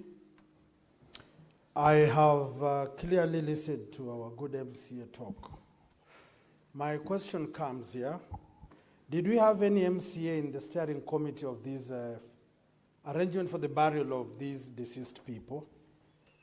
How much did the MCAs and the county assembly contribute towards this kitty that you are crying about for the injured and the bereaved? And if you went there as mourners, assume you appeared in nowhere, how do mourners start auditing accounts of funds they have not contributed? And finally, did you expect the governor or any other person to float tenders on how this money is going to be used and who will audit these accounts? Thank you. Senator Sik. Thank you, Honorable Speaker. to the witness. Now that we have realized the Londiani tragedy, on the issue of the signatories, where the accountants are staff of the county. We have heard from you that these officers have been sacked. How do you make this house to understand the misappropriations of funds is attached to the governor? 2, the Kazimani program, the terminations, we've seen the termination and the sacking of employees in regards to this program. How else can you convince this house that the governor has not acted on this issue to make sure that is warrant for his impeachment? Thank you. Lastly, Senator Morango. Asante sana Mr. Speaker. Swali yangu itaenda kwa mheshimiwa kwamba ili kung'amua mbivu na bichi venye kura zilipigwa na wakilishi wandi, wale 9 ambao wanasema kupiga kura lakini walihusika katika mchakato mzima wa kumng'atua gavana, kunaye yote ambaye walichangia na kuko na ushahidi kwamba isipokuwa kupiga kura peke yake alichangia katika mchakato mzima ule kwa kuongea katika mbunge la kaunti ya Kericho, ili tuweze kujua ya kwamba alisema nini, kwa sababu anayechangia hujulikana na asiyechangia anajulikana. Asante sana Mr. Speaker. Honorable MCA, you may now proceed to respond to those queries. Thank you, Mr. Speaker. And Mr. Speaker, before I proceed, now that I'll need to very fast respond to all the issues raised, I wish you would guide me so that I may not take long. But then let me try my level best. The Honorable Senator Cherargei, talked about Section 45. That is the appointment of CS and the COs. Yes, this is done by the Public Service Board, but the County Secretary is part of the cabinet. And from the amended standing orders of the Kericho County Assembly, we can, as an assembly, discipline the county secretary, but the COs, we can do the recommendation to the Public Service Board. You talked about the fictitious payment. I think it is because of time. Mr. Speaker, sir, we have the misuse of FLOCA money. This is World Bank money. That is highlighted in my motion, but has not been canvassed in this house. But it is in most of the reports that you have in this house. We also have strategic intervention projects. These are capital projects in the county government of Kericho, and I can highlight one which is captured in my motion, the Kunyak dispensary upgrade to become a health center, where, Mr. Speaker, a certificate of payment of Kenya shillings 8 million was raised even before the contractor started anything on site. It is wrong, and this is when the Committee on Implementation visited the site, the contractor was going to begin the works. But from the information given to the Assembly by the Department of Finance, they claimed that the facility itself is on the slab level and the kitchen is on the walling stage. This is contrary to the findings of the committee which visited the site. Mr. Speaker, we also have the misuse of enough CDP funds. It is also highlighted in my motion. And Mr. Speaker, even if you check the response from the governor as of 10th of June, 2025, up to Kenya shillings 281 million, that is 266 million from the World Bank and 15 million from the county government of Kericho contribution has been used. If we had an opportunity to prosecute this, it will be appalling, because this is a fund, Mr. Speaker, which has a manual from the World Bank. And I can tell you the governor cannot produce even a single minute from the County Project Steering Committee. Mheshimiwa, whose question are you responding to? No, to this Honorable Cherargei. He was telling me that are we only pegging the impeachment of the governor on the fictitious payments? There are so many grounds that we raised, and that is why it's a matter of time. I cannot talk about the money for the death, Honorable Cherargei, because in our community, it is not good to take money meant for the death. And it was prosecuted, the money for the pastor. Of course, it was wrong. It was not part of the expenditure out of that money. So the county government of Kericho cannot account up to Kenya shillings 9 million. And the governor has a burden to prove to this house when he takes the stand. Senator Okenyuri, the voting system before, we used to do any division manually. But when the standing orders were amended last year, it then required the assembly to use electronic voting even on a matter as this. And I can guarantee you from the logs that will be produced, and I followed when the director ICT was being cross-examined, each member who voted can be accounted for, for 33 of them. I did not get the Auditor General's report from Senator Okenyuri. Senator Faki, Kazimani. Mr. Speaker, most of these works were done, but then not even most of these works, some of them were done, but others, the contractors were merely assigned a place, they never did anything. It is in the report, but they were paid. We felt as a committee that looked into this, that the value for money was not realized. And we even gave the governor recommendations to ensure these contractors who were paid without a single documentation be surcharged, and the officers who oversaw this process be disciplined. As of now, it cannot be the CEC in charge of lands who will carry the burden, when we still have the municipal manager who is still serving to death. The accountant who paid is still serving to death.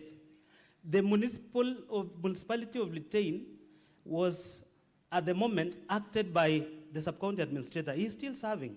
And that is the accounting officer who oversaw the whole process. So most of these officers are currently working.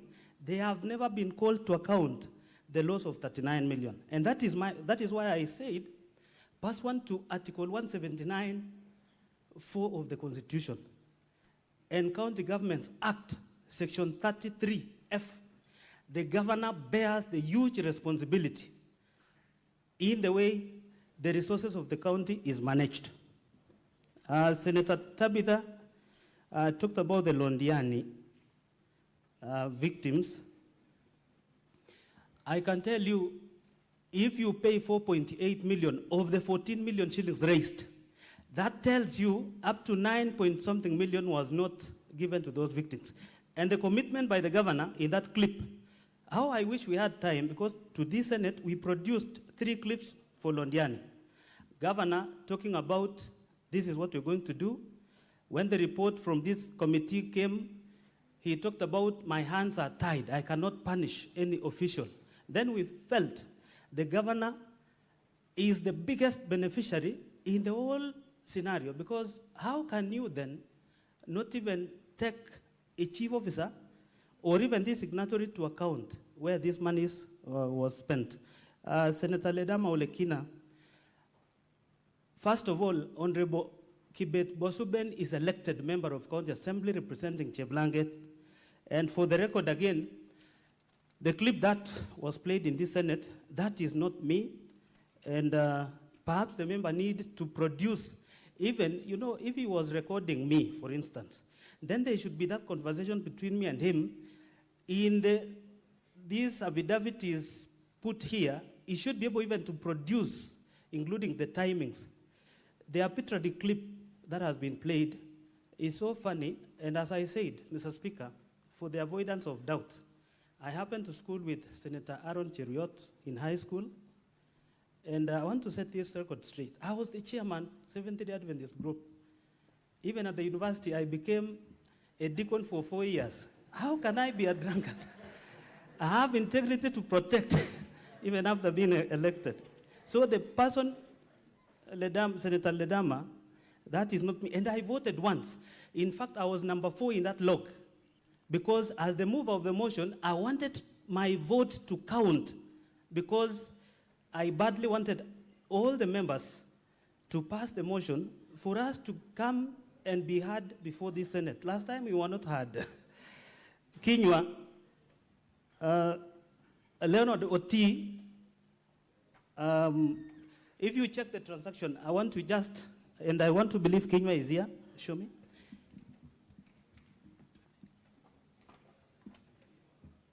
I would wish to request Kinywa.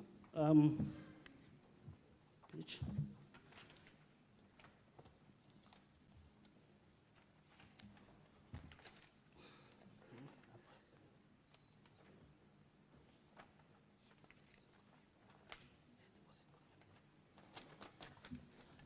So, members, let me take you to volume 4D, page 60. If you check, when the fundraiser money was raised, Senator Kinywa, on 4th of July 2023, there was a deposit of Kenya shillings 13,653,660. That is in cash. That was deposited into the account. And you can see 537,150. That was the pay bill money. That the pay bill was tied to this account. And you can see also 266,361. That money was sent by a businessman in Kericho who supported the family. And we have the 51,051 again. If you add all that money, it brings a total of 14 million and some amount on top. Now, you can see transaction began from date 11 of July. So this account was existing, but the county decided to use this account. So the transaction is where we are beginning from down there, where withdrawals were done. I want to believe I've explained. And so Senator Muma, accountability to the assembly. Of course, the executive is accountable to the assembly through the CECs appointed by the governor. But then, I want to, Mr. Speaker, you know this governor has history for not implementing any single report. The Kazimani report was tabled, not a single implementation was done by the executive. The Londiani accident victims, even Senator Boni Halwale, the families who perished from Western, the committee members paid a visit to Western, to the families, to confirm. The county government of Kericho paid 90,000 to those who we lost and 60,000 to the families who survived. But then, out of the 14 million, the national government, through the Ministry of Treasury, gave 300,000 to every family that lost their loved ones, and 200,000 for the families of those, the survivors could be traced. Now, the county government, raising merely 14 million, could not disperse the entire 14 million to the families, and the governor himself committed to doing so. I can tell you it is up to this House to establish whether the 9 million the governor will account, and said it dispersed later on, because what we can trace is only 4.8 million. Senator Tobiko, MCS who voted for the motion are 33, and that is why we are here, because we met the threshold. Tabitha, if you see, being the mover of the motion, I was seated in front.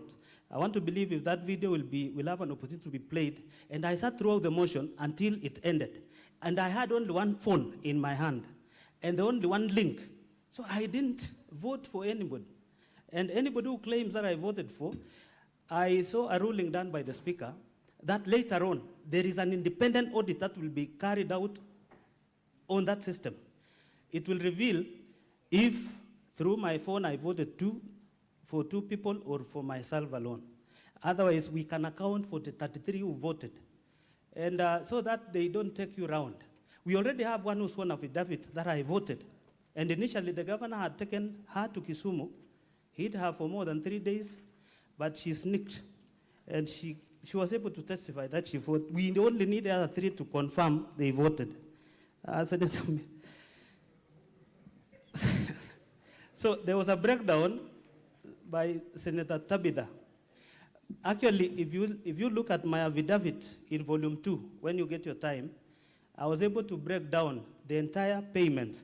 The 423 was meant to be paid fictitiously to some spending. The 411 that you can find somehow later on was paid to Supertix. These are the people who are not meant to receive this amount. In fact, the governor said the county is not broke. This county is rich. And again, he instructed the same committee to make payments for the expenditure that was never meant to. This one we can prove.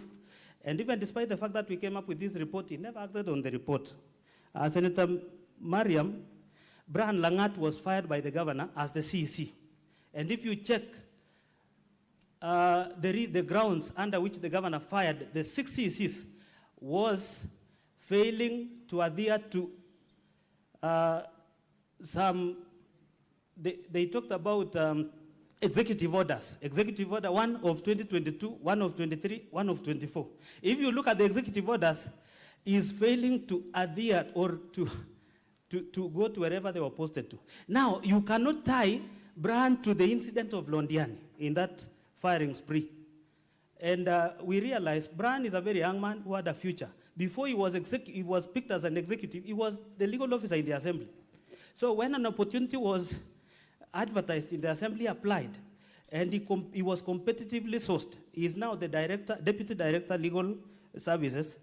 We feel Brian was not fired for lack of or for committing any offense. Senator Onyonga, it is true, your standing orders and ours, we are trying to improve as a county because we felt if we continue using manual, remember the only assembly that we are still using the assembly that was used by the defunct local authorities. And there is one that we are building. Once we have a modern assembly like this, I want to believe we'll be having gadgets like this. And it will be easier for us to vote, and the results will be seen within a minute. Mheshimiwa, you have 2 minutes to go. Thank you, Mr. Speaker. Senator Nyamo, we've never used electronic voting before because we've never had a matter as of great importance as this one. So we had to use on this one because it is a decisive vote. And it doesn't mean that we used it so that we get the requisite numbers. I want to believe the IT officer has explained, in case of any malpractice or in case of any failure, I want to believe there was a way we were going to address that. Senator Boni, yes, from the council, Ongoya, of course he painted governor as a bad man. And if we had an opportunity of playing most of those clips, the governor is one man, is a man of doublespeak. When the report on fictitious came out, he referred to the same MCS he had faith in as contractors. But before then, he said, I have faith in this MCS, looking into the matter. When the matter came up, he talked about them. In fact, the shocking thing, the other committee that was looking into Londiani incident, the governor in broad daylight and in public called them, referred to them as funeral committee. This is another committee composed of honorable members. When you publicly refer them as funeral committee, it is up to this house to find this is not a good governor, but likely to be a bad one. Senator Mungatana, actually, the composition of the committee that was spearheading the distribution of this money was co-chaired by the county commissioner. 90% of the committee members were appointed by the governor, and the officers, he supervises them. So this county commissioner had no role in that committee, despite the fact that he was a co-chair.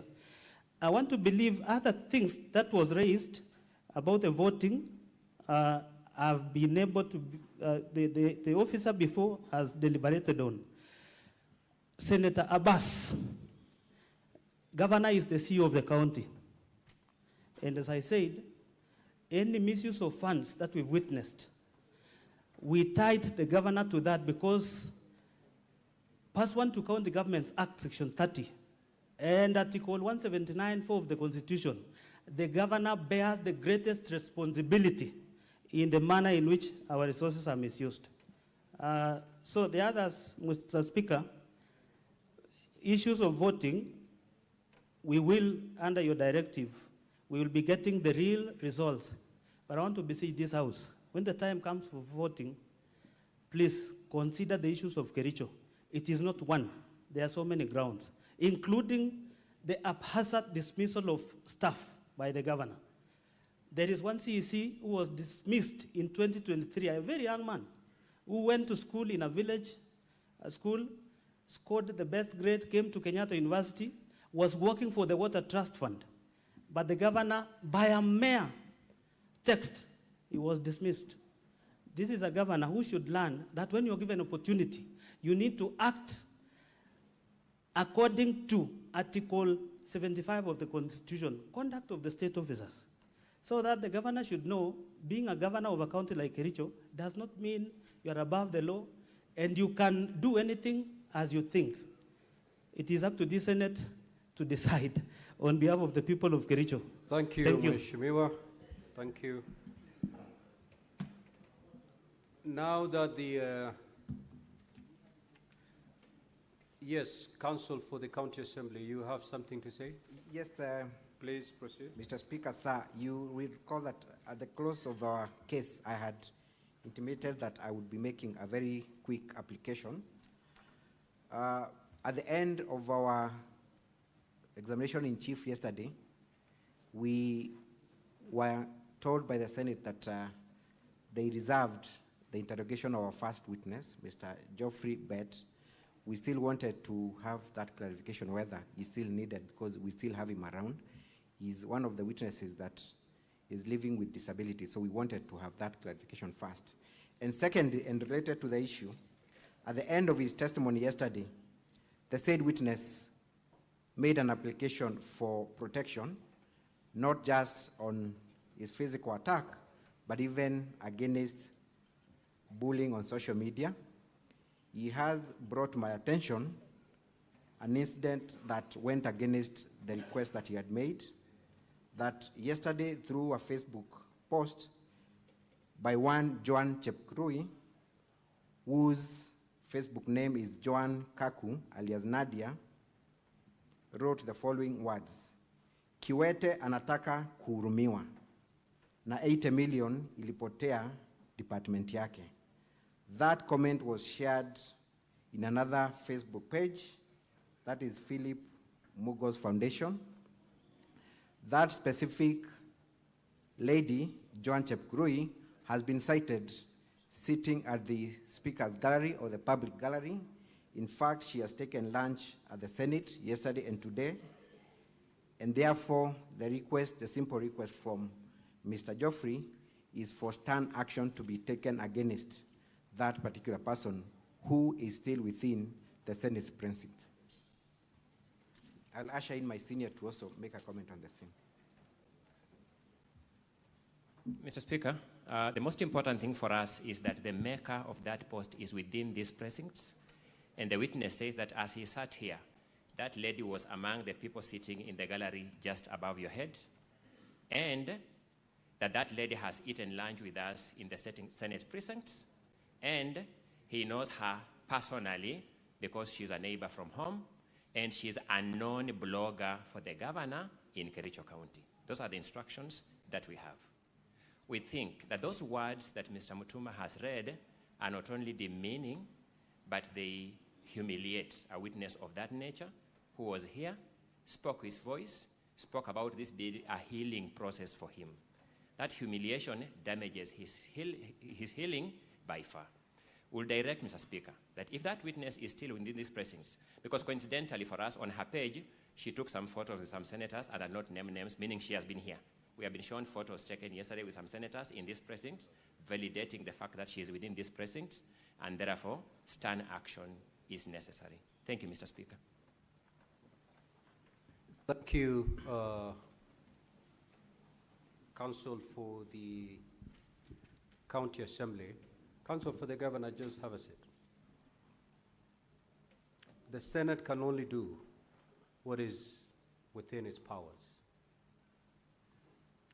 To the first limb of your request as to whether the Senate wishes to engage further with the witness, the answer is no.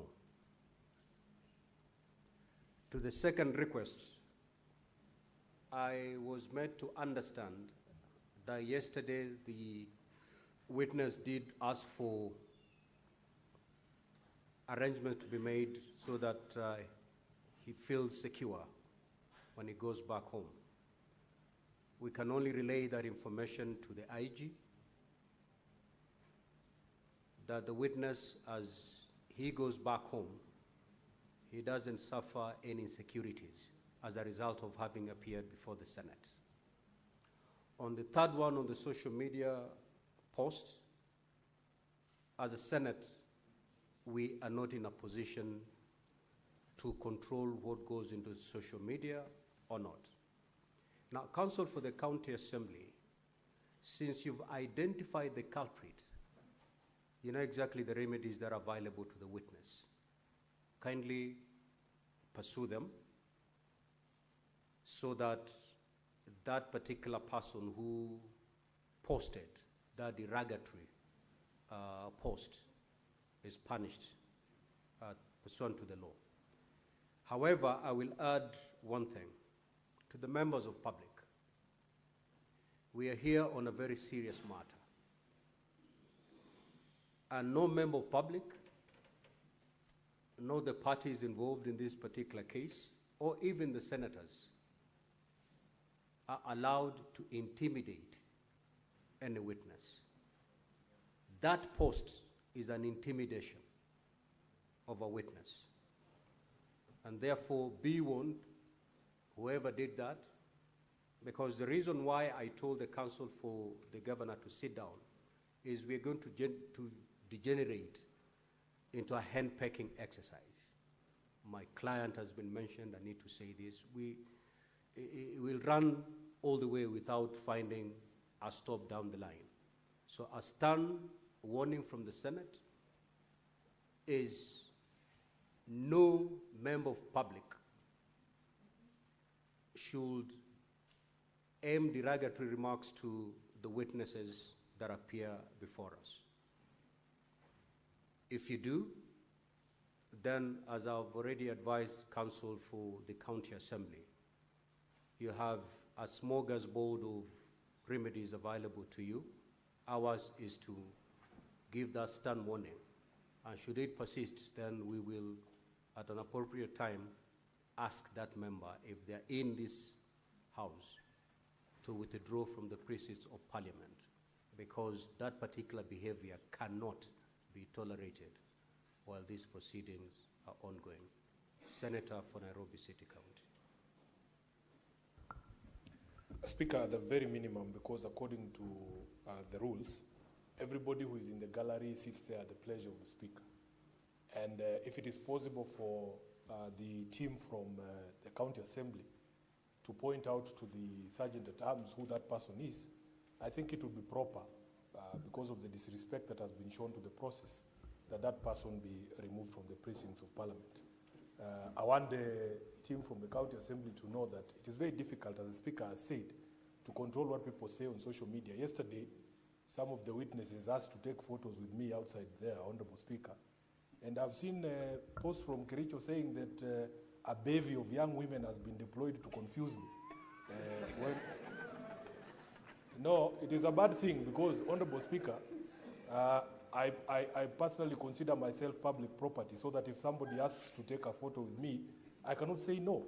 But then they are going to insinuate that these young ladies were somehow deployed as a force to cause confusion, so that when we vote, we might not vote on the issues. But Speaker, this specific person, if can be identified by the Counsel for the Assembly, I think it would only be fair and proper that for this particular case they be ejected from the precincts of Parliament. I thank you, Honourable Speaker. Honourable Sifuna, I thank you for your piece of wisdom. But you see, the biggest problem will be the identification using that post.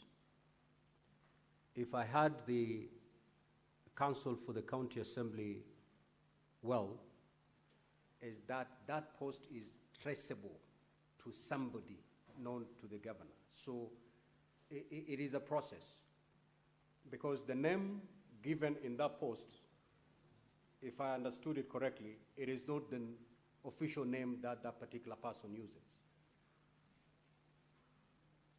So you need then the very same people the IT people, to get that pseudo account, because it's using a different name, different from the person who is allegedly seated with us.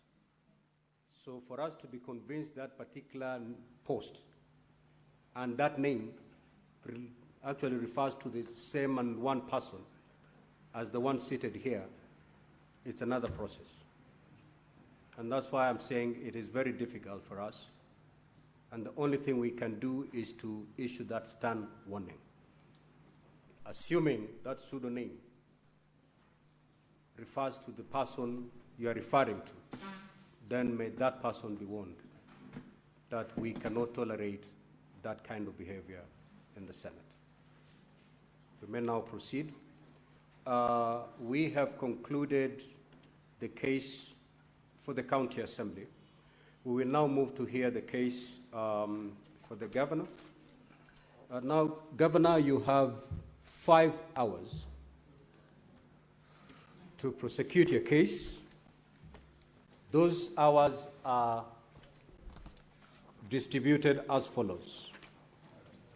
3 hours will be reserved for the governor and his witnesses, and 2 hours will be allocated to the team from the county assembly for purposes of cross-examination. The time taken by the senators for seeking clarification and questions, that is not part of the 5 hours that we have just apportioned between the 2 teams. Now, honorable senators, the Senate will rise at exactly midnight tonight. So we hope to conclude the case of the governor before we rise at midnight. And then we shall resume tomorrow for purposes of deliberating and voting. Yes. Mr. Speaker, I thought these proceedings were gazetted for 3 days. What's the point of us sitting here until midnight? If we because the second day ends at midnight.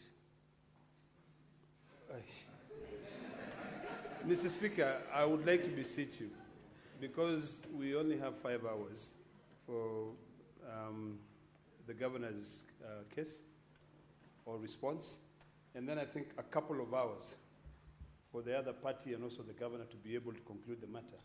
For us to rise at 6:30, it's only healthy. And then we come back tomorrow when we are fresh, at 9 in the morning, and then we deal with this matter and prosecute it. I think it's only fair, Mr. Speaker. Yeah. Yes, Senator for Nairobi City. Speaker, just referencing the Gazette notice for these special sittings that the Minority Whip has spoken to, we gazetted for 3 days, and I might be missing some commas in this communication, but it is only in respect of Friday that there was expression that we will only, the session will run commencing at 9 a.m. until the conclusion of the business of the day. So, Speaker, there is enough time tomorrow morning. I'm sure if we did, how many hours are left? 1.5 hours today, and then morning as well. I can, as whip, commit on behalf of at least the minority that we'll be here at 9 a.m. sharp, so that we are able to conclude the governor's case by around 11 or 12. And then we will have time to deliberate and make a vote. At least tomorrow we know we are here until the matter is concluded. So, Honorable Speaker, with kind indulgence, with humility, which is, a rare trait for some of us, We are, we are learning. So please, just reconsider, because my understanding of the Gazette is as such. Now, honorable senators, let's see how far our batteries take us. If they run low at 6:30, we're human beings, we shall abide. But let's see how far our batteries will take us. Let's proceed.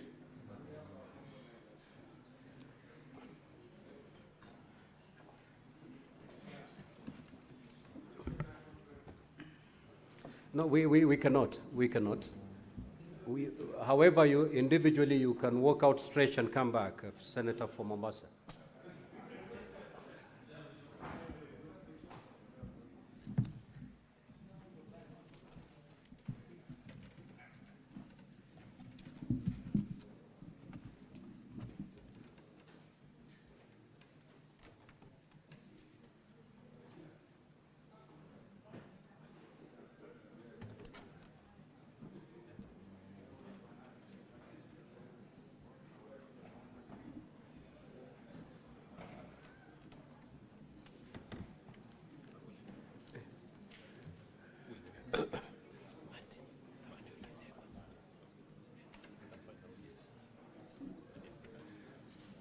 Mr. Speaker, sir, can I have the witness come in?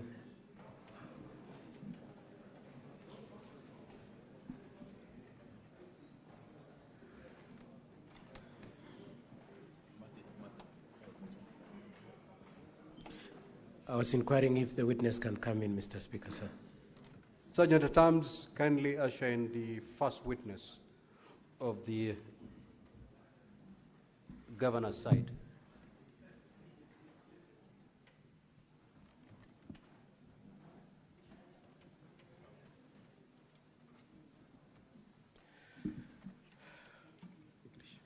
Honorable Senators and Mr. Speaker, sir, the affidavit of the witness is in volume 1 of the governor's bundle, page 128 to page 131.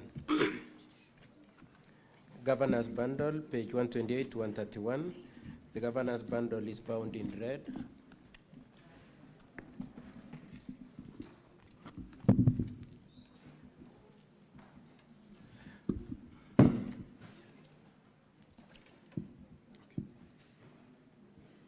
I, Martin Kiplangatiriot, do solemnly swear that the evidence that I shall give before the Senate in respect of the matters before the Senate shall be the truth, the whole truth, and nothing but the truth. So help me God. Mr. Speaker, sir, with your permission and the permission of my colleagues, I will lead the witness on non-contentious issues, and if my colleagues have any problem, they can say. Could you confirm that your names are Martin Cheruyot Kiplangat? I confirm.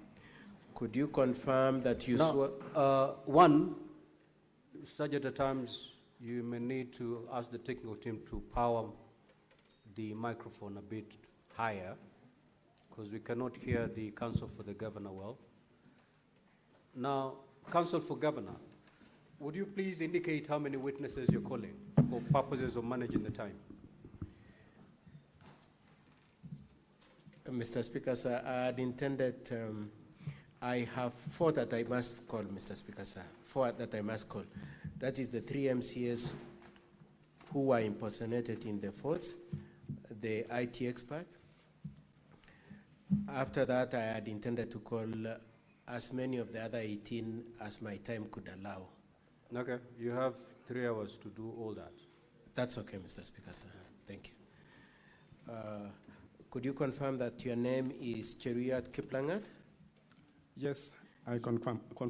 You are an MCA at Kericho County Assembly? Yes, I confirm. Could you confirm that you represent a ward by the name, just say the name of your ward? I am an elected leader representing a ward that is called Kap Kugerwet. Thank you. And you swore an affidavit in support of your affirmance in this assembly? Yes. Could you confirm that is the affidavit at page 128 to page 131 in bundle 1? Yes, I confirm. And you'd like to rely on it. You'd like the honorable senators to look at it in support of your case. Yes. Could you confirm that you also saw another affidavit jointly with the other MCAs? If you could look at page 113 of the same bundle.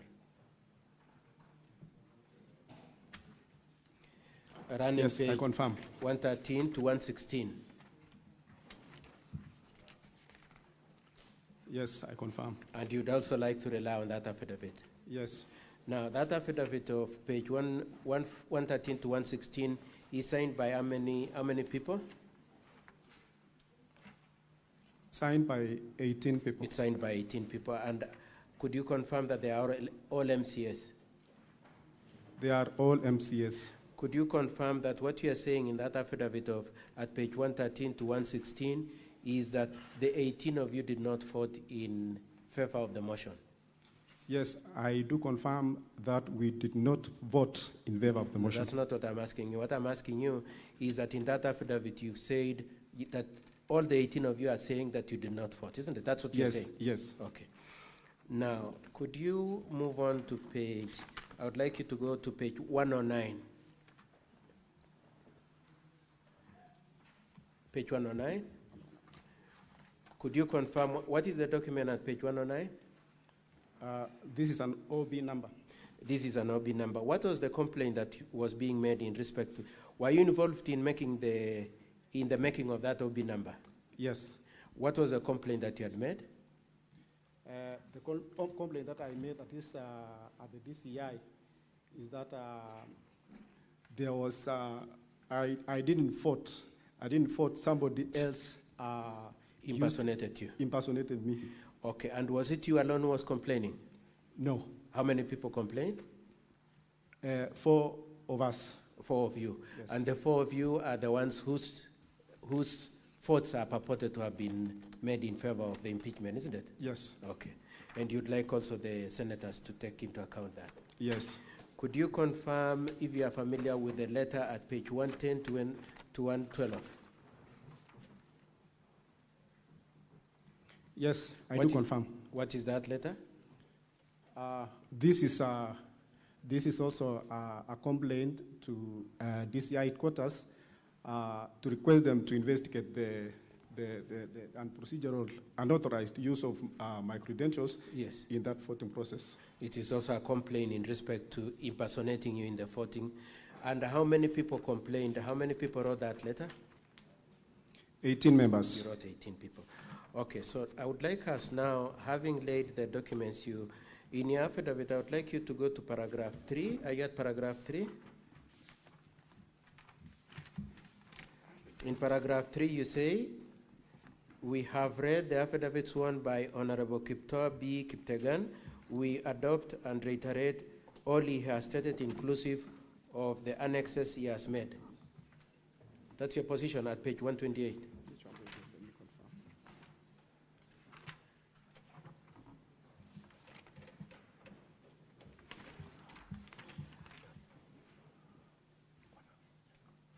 Yes. Could you confirm that that is your position, that you rely?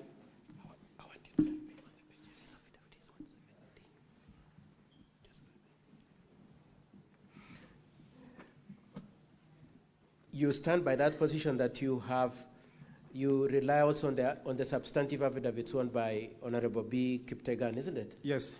I would like you to be shown page 117 to 120.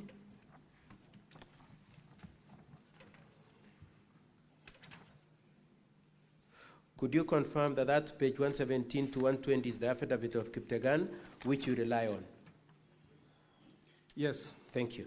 Now let's discuss a few things that you've made in the main reason why you're here. Now, why are you here? I'm here to prove that I did not vote in that voting process.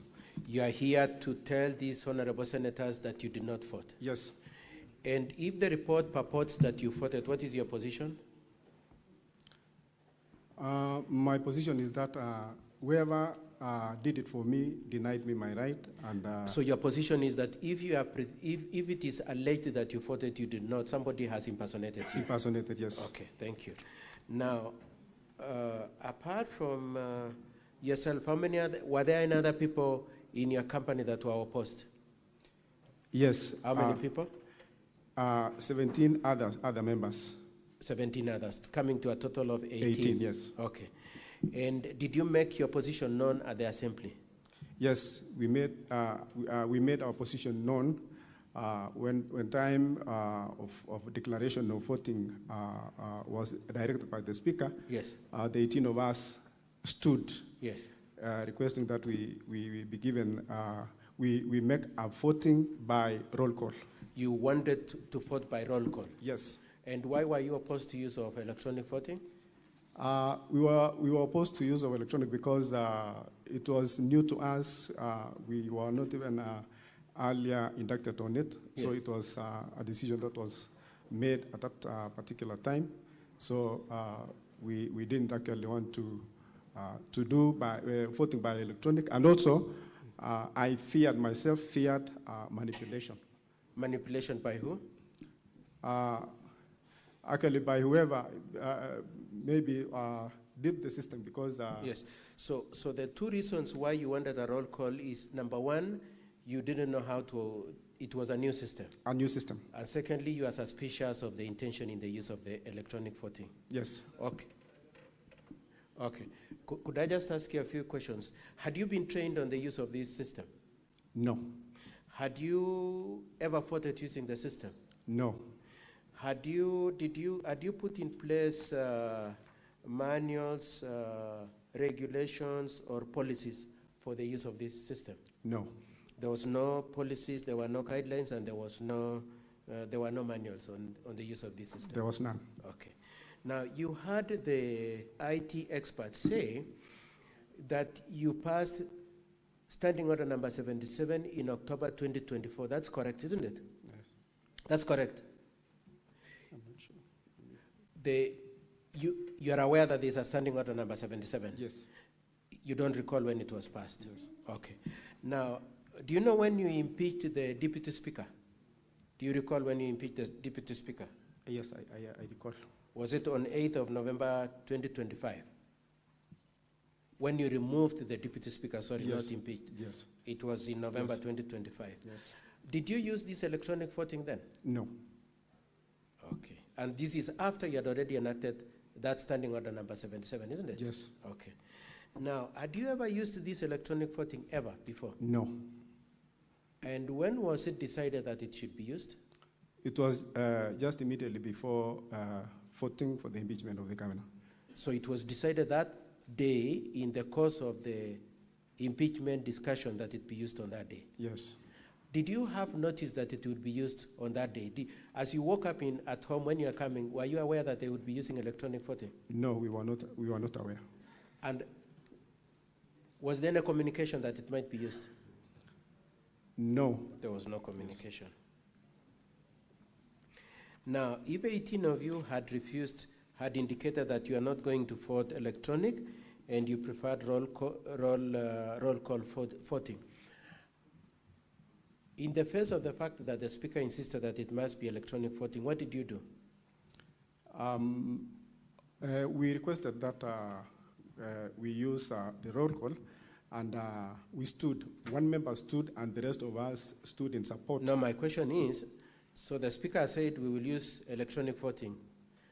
He has refused to grant your wish to use roll call. Did you vote? No, I didn't vote. Are you aware even of the 18 voted? I'm not aware also if they voted. Okay. So if 18 abstained, how many people could have at most voted on that day? If 18 abstained, because we are 47 members, yes. Then 29 members could have voted. So if 18 abstained, there would be only 29 members 29 members. But you see that they have said 33 voted, isn't it? Yes. Okay. Now, if it remained 29, would you have achieved the 2/3 that is the target of this process? No. It wouldn't have been achieved. lastly, two issues. Did you have any gadget where the speaker very specifically said in the answer that you press a button? You remember that? Yes. Was there any gadget with a button that you could press? There was no gadget that I had at that time. Okay. Mr. Speaker, sir, in evidence in chief, I would like to leave it there. Honorable member, you will wait for questions from my colleagues for the assembly. They might not be as friendly as I am, so be ready. Probably you could come this side and they can ask you. Just come with you. Counsel for County Assembly, you may now proceed to cross-examine the witness.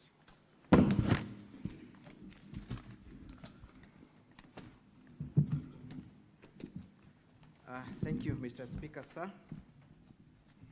Honorable Martin Cheriot, good evening. Good evening. I will ask you a series of questions. First of all, tell us whether you are a first-time member of the County Assembly or this is your second or subsequent term. First-time member. First-time member. And what is your level of education? Diploma holder. Pardon?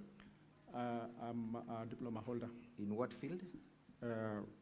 Procurement. Procurement. Yes. So you are relatively a learned and exposed person, correct? Yes. You're also familiar with the use of mobiles and other internet facilities, correct? Yes. Tell us, for the last 2.5 years that you've been a member of the County Assembly, how have you been receiving communication on any issue pertaining the County Assembly? We've been receiving through SMS and also at times by circulation of hard copies. How is that SMS generated? Is it a special SMS that runs through a system?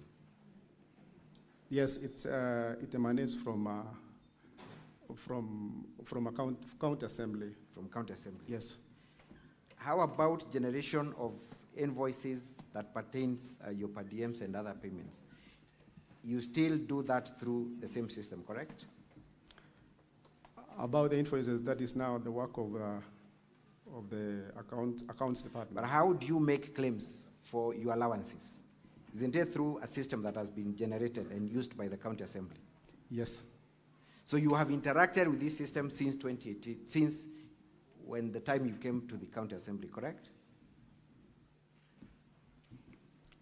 You have used that system for other functions, correct? Yes. And you have been trained on the use of that system on other functions, correct? No, the system I mean is the SMS, the replies of the messages that comes to my phone, my mobile phone. No training. But have you had any challenges in the use of that platform that has been internally developed by the county assembly? Have you had any challenges yourself? No challenge, because it's replying of messages. So the only challenge you had was the use of electronic voting and not for any other purpose. Don't you feel that is too convenient for the senators to believe? Yes, but... Thank you. Thank you. You've answered my question. I move on to the next issue. Mr. Cheriot, has the county assembly provided you with a laptop paid for by taxpayers' money? Yes. What was the purpose of you getting a laptop paid for by taxpayers' money? For us to be using on our proceedings. For proceedings. Yes. Including electronic voting, correct? Yes, which we have not been Thank you. inducted. Thank you. Let me go specifically to the affidavit you have sworn before this House. That is the affidavit dated 23rd August 2025, correct? The one appearing at page 128. Yes. All the way to page 130, correct? Yes. You confirm that it is a joint affidavit. It is not an affidavit sworn by an individual. Yes, it's a joint affidavit. And therefore, the contents of that affidavit are contents that have been owned by two people and not one person, correct? Those are Yes. not just your averments, but averments of another person. One Edna Tonui, correct? Yes. When did you appear before a commissioner for oaths to swear this affidavit? Do you recall appearing before any commissioner for oaths? 23rd day of August. Where specifically? Kericho. Which office?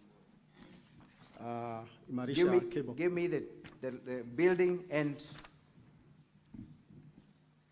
a number of that advocate. Katwa and Kemboy Advocates, 5th floor, Transnational Plaza. So this affidavit was sworn by Katwa and Kemboy Advocates, correct? Yes. So that then you did not appear before Chebet Ngetich, the commissioner for oaths. Or are you telling me that Chebet Ngetich works at Katwa and Kemboy Advocates?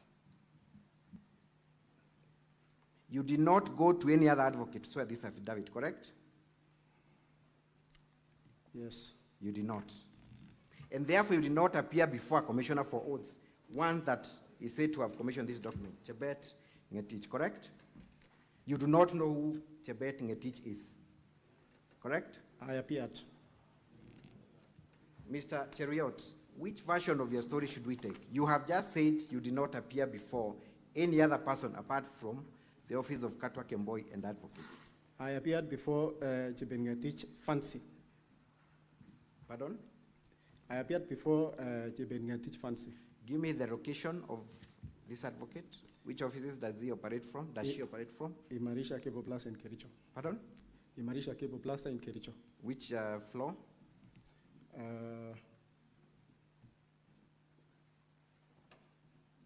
Door number? Okay. Second floor, I think. I want you to go on record because we are going to confirm these details, Mr. Cheriot.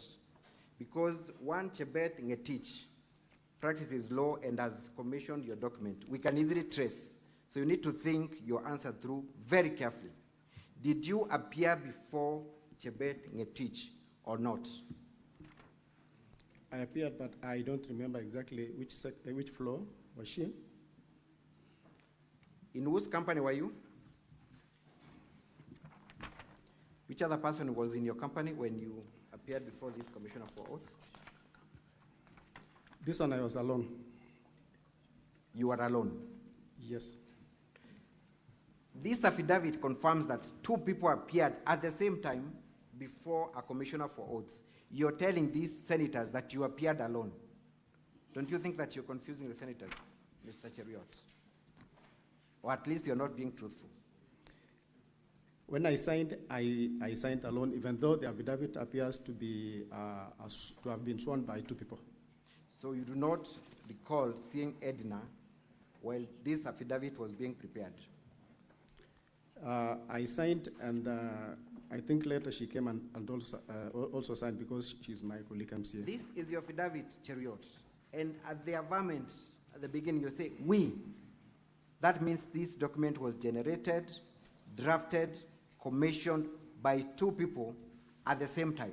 So are you now disowning the fact that this affidavit was jointly done and that it is only you who signed the affidavit? Is that your position?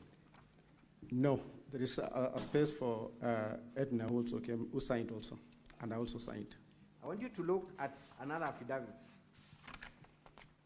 Honorable Senators, this is the affidavit appearing at volume 7A of the County Assembly's document.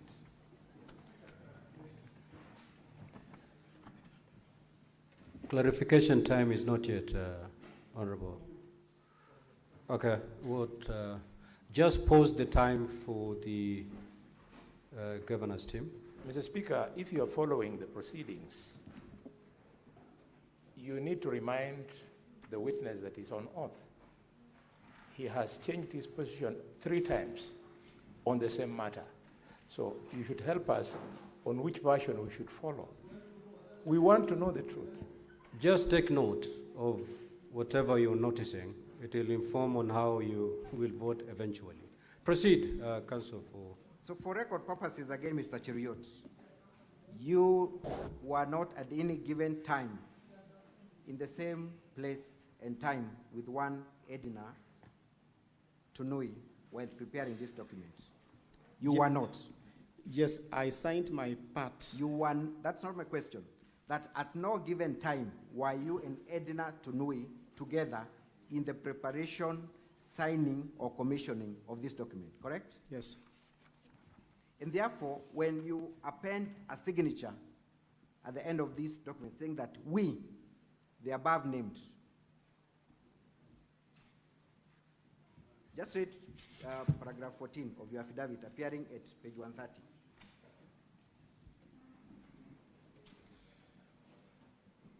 Just read what you state there at paragraph 14 at page 130. Yes. Proceed and read. Facts upon hearing are true to the best of our knowledge, information, and belief, save where we have stated otherwise, where we verify hereof in the correctness of what we stated. Do you still stand by the affirmation at paragraph 14 of your affidavit that the contents of this affidavit are true and correct to the best of your knowledge and belief? Yes.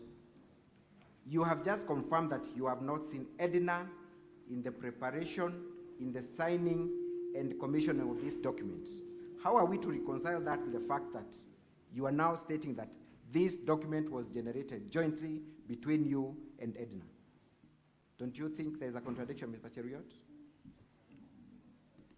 No. You do not think there is a contradiction?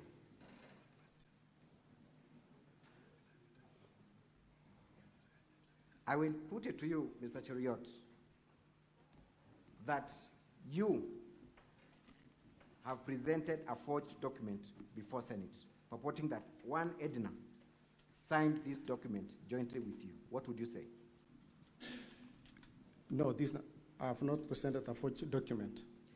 Kindly look at the affidavit before Senate at volume 7A. Who is the deponent of that affidavit?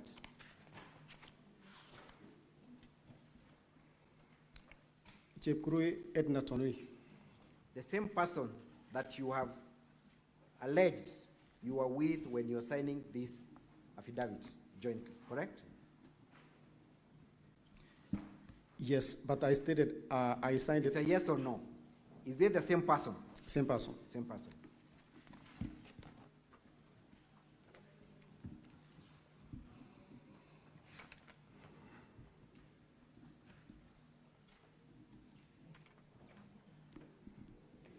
Kindly read paragraph 8 of that affidavit. Paragraph 8 of that affidavit. What does Edna say? That I've seen affidavits and letters filed by the governor purporting that I was part of the 18 MCAs who allegedly absconded from voting on the impeachment motion.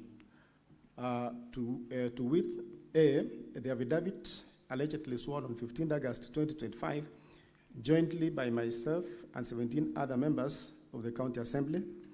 B, the affidavit allegedly sworn on 23rd August 2025, jointly by myself and Honorable Martin Cheruiyot Blangat. And C, an undated letter allegedly co-authored by myself and 17 other members of the County Assembly of Kericho, addressed to and received by the Director of Criminal Investigations, DCI, on 18th August 2025. Edna confirms that she did not sign the affidavit that you presented before Senate. You have also confirmed that you did not see Edna at any given time in the preparation, in the signing and commissioning of this affidavit. And this is your affidavit, Mr. Cheruiyot. Are you then on record confirming that you have brought before the Senate a forged document in the name of an affidavit that you have presented on oath? No, there are other affidavits that are there. I am interested in the affidavit dated 23rd August 2025. This is your affidavit, correct? Yes. Edna has denounced the same. Do you then accept that you presented a document that was forged or procured without the authority of the other deponent?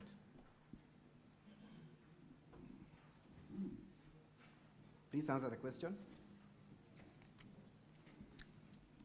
No. No.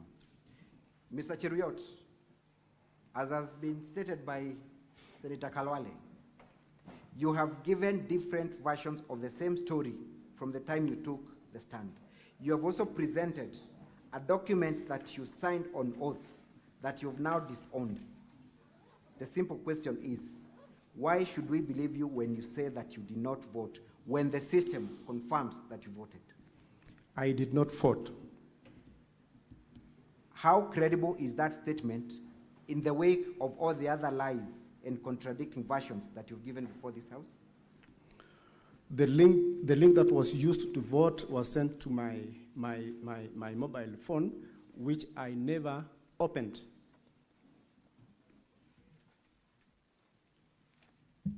Thank you. You have also stated in your affidavit that you did not have your phone at the time of the voting, correct? Yes. Where was your phone at that time? At that particular time of voting, my phone was in the car at the parking lot. For how long was your phone in the car? For the time immediately just before voting and for almost 1.5 hours after. You have also stated in that affidavit that not just your phone, but Edna's phone was not with her. Is that what appears in your affidavit, or am I reading my own things?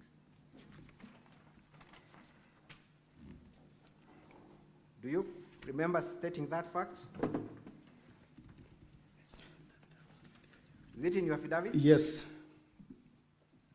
You stated on oath that Edna did not have her phone at the time of the voting, correct? In your affidavit, correct? The 18 members that were... I am talking about Edna and yourself, the deponents of this affidavit. You have confirmed on oath that Edna did not have her phone at the time of voting, correct? Yes. How could you tell that Edna did not have her phone at the time of voting? We were together in the chambers, and she also had given her phone elsewhere. We're interested in knowing that elsewhere. Where is that other place that your phone was and Edna's phone was?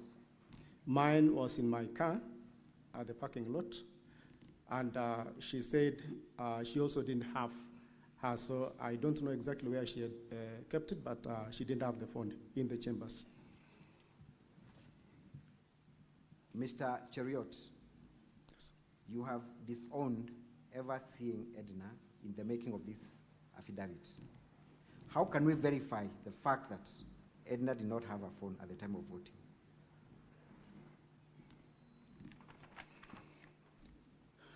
She swore in another affidavit that she didn't vote. Which affidavit is that?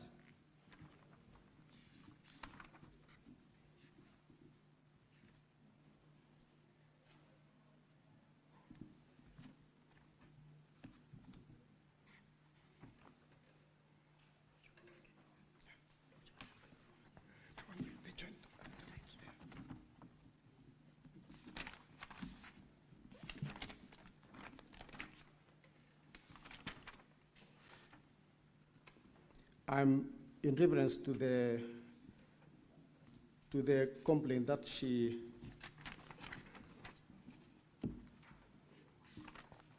yes, there is an affidavit that is 113, page 113, that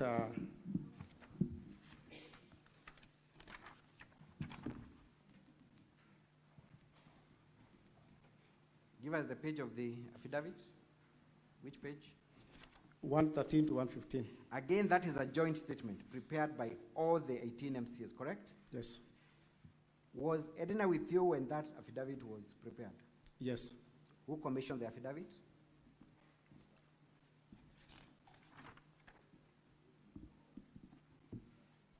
Brian Kiprotich. Brian Kiprotich. In which office did Brian Kiprotich commission this document from? Imarisha Cable Plaza, In which town? Kericho. You confirm that all of you appeared before that commissioner for oaths? Yes. Mr. Cheriot, were you for the impeachment of the governor, or were you for the position of saving the governor? I was for the position of saving the governor. You were. So you have not supported any process of impeaching the governor? You have not? I didn't support the process of impeaching the governor. Thank you. I want you to go to volume 3 of the County Assembly's document at page 120. Let's see what you contributed before the House in respect to the issue of fictitious payments. I want you to read verbatim your contributions contained at page 120 of volume 3. That's the Hansard's report, Honorable Senators, as contained at volume 3, County Assembly's documents. Page 120.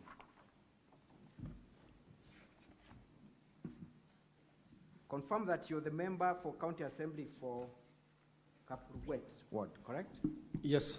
You confirm that at page 120, we come across your contribution in the floor of the House in respect to the fictitious payments, correct?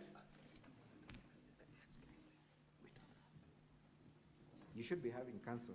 We supplied volume 3, but we can avail an extra copy.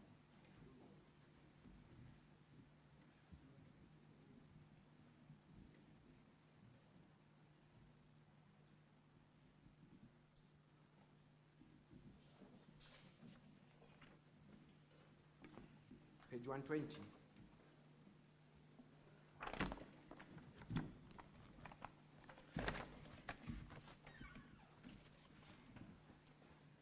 I want you to read, and kindly be mindful of my time, your contribution before the floor of the House in respect to fictitious payments.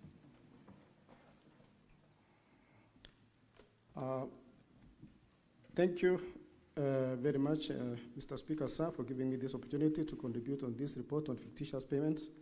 First, the Honorable Speaker, let me congratulate the ADO Committee, led by the Chairman, Honorable Albert Kipkoech, for this very good and eye-opening report. Mr. Speaker, I want to say that one of our roles as House is oversight, and I want to say that we cannot stand aside and watch those who've been given responsibility to squander or to do the kind of payments they have done. And to cite a case in my ward relating to how the procurement process was done. I have read and heard from the members that a procurement process was initiated, and in a record of 3 days from the initial stage to the end, the payments were made.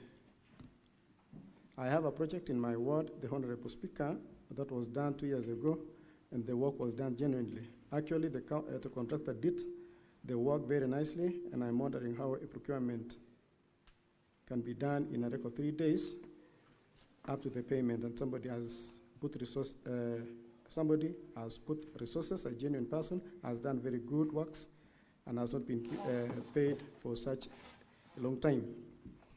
I remember some of these officers, when we were bringing into serve the county, one of the aspects we saw was the aspect of integrity, and now questioning where this integrity has gone, that now we are not being careful with resource, has gone, that now we are not being careful with the resources of our county.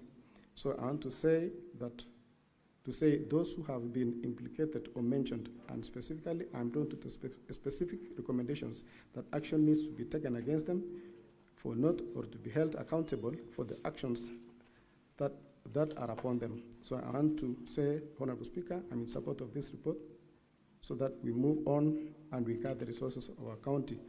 Thank you, Honorable Speaker. Are you changing your position in respect to the report on fictitious payments? I'm not changing, but there were specific recommendations, not really impeaching the governor. You did not disagree with the report, did you? I agreed with the report, but with recommendations, specific recommendations. You endorsed the report, correct? Recommendations You I endorsed the endorsed. report, correct? Just a straight answer. You endorsed the report, correct? Yes, I endorsed, but not impeachment of the governor. But you endorsed the report which stated that all people who are culpable should be held to account, correct? Yes. And if the governor is one of them, that remains the position, correct? Unless it's proven that he's one of them. Mr. Cheruiyot, I believe you are also familiar with your standing orders, correct? Yes. Kindly tell us what Standing Order 77 provides in terms of electronic voting.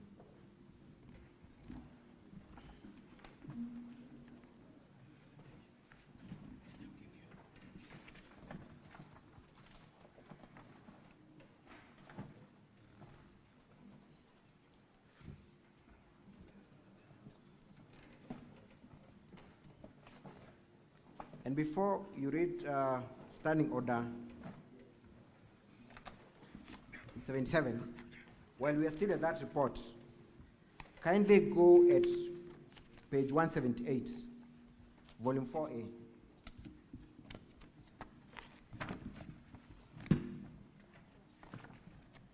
Kindly go to page 178 of volume 4A.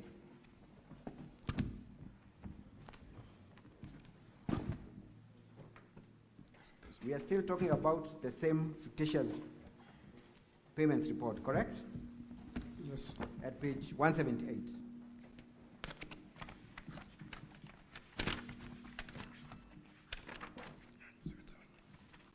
What was the last recommendation by the committee?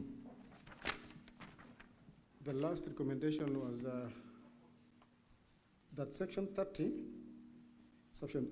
subsection 3F of the County Government Act 2012, the governor has overall responsibility of being accountable for the management and use of county resources, hence should take full responsibility for the anomalies. That is part of the report that you endorsed, correct? Recommendations. The report contained the recommendations, correct? Yes. We have seen you making contributions before the floor of the House, endorsing that recommendation, correct? And therefore you endorsed the removal or action being taken against the governor for fictitious payments, correct? Correct? All those found culpable for the... That specific recommendation targets the governor, correct? Yes, this one targets the governor. And you endorsed this report that targeted the governor for having the overall responsibility, correct? Mr. Cheruiyot, correct? It's a yes or no? No, I didn't target the governor. Did you seek to amend or disagree with any part of the report? We have seen you fully endorse the report. On Hansard, had you not read the report or you're changing your version when you appear before the Senate now? Which one is which, Mr. Cheruiyot? Either you had not read and therefore made contributions without familiarizing yourself with the report, or you're changing your version now. Which one is which, Mr. Cheruiyot? I read the report. So you endorsed the report, as it were.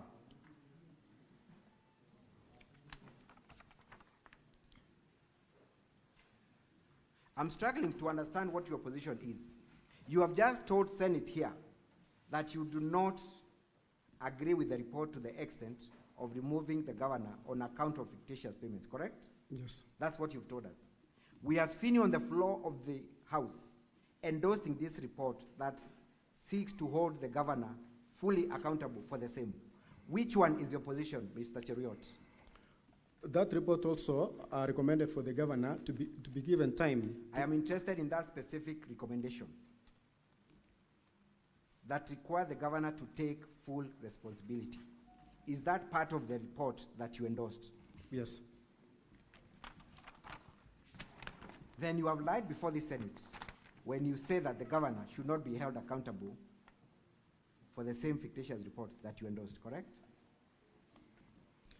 There are people in the department who are supposed to be held liable and responsible for the... Mr. Cheruiyot, what was the incentive for you to change your position from endorsing the report, from voting for the governor, for the governor's impeachment, and to now testify that you did not vote? What was the incentive?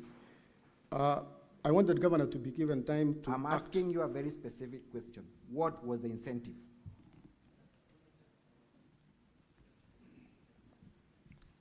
I didn't support the impeachment of the governor. You did not support the impeachment of the governor? Yes. Even though the evidence states the contrary.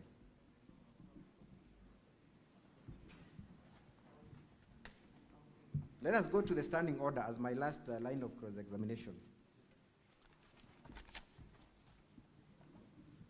Do your standing orders provide for electronic voting? Yes. Standing order 77, correct?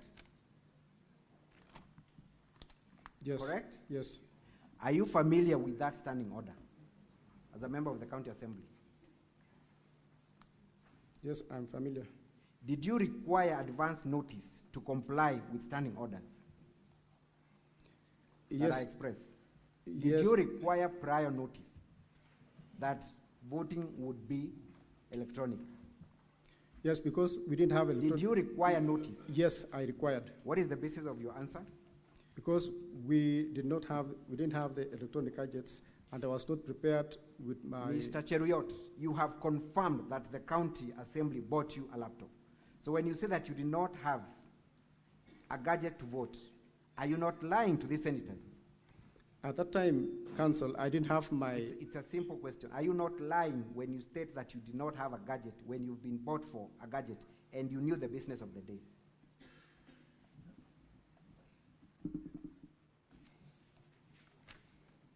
You lied, correct? I didn't have my laptop at that time. Were you not aware of the business of the day?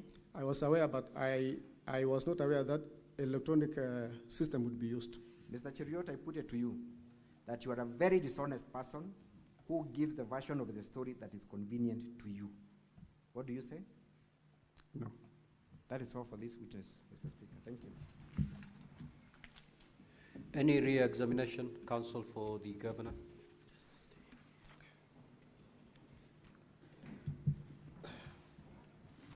Mr.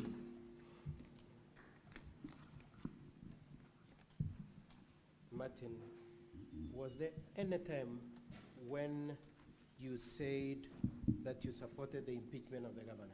No. The part that has been read to you, does it say anywhere that the governor is to be impeached? No, it doesn't. And more specifically on the issue of the vote, did you vote in support of impeachment? I didn't. And that's your testimony in this assembly? Yes. That you did not vote in favor of the impeachment? Yes. Okay. Now, even assuming for one moment you had a different mind when you're arguing, were you entitled to change your mind before the voting? Yes. But your position has always been that you don't support the impeachment of the governor? I don't support impeachment.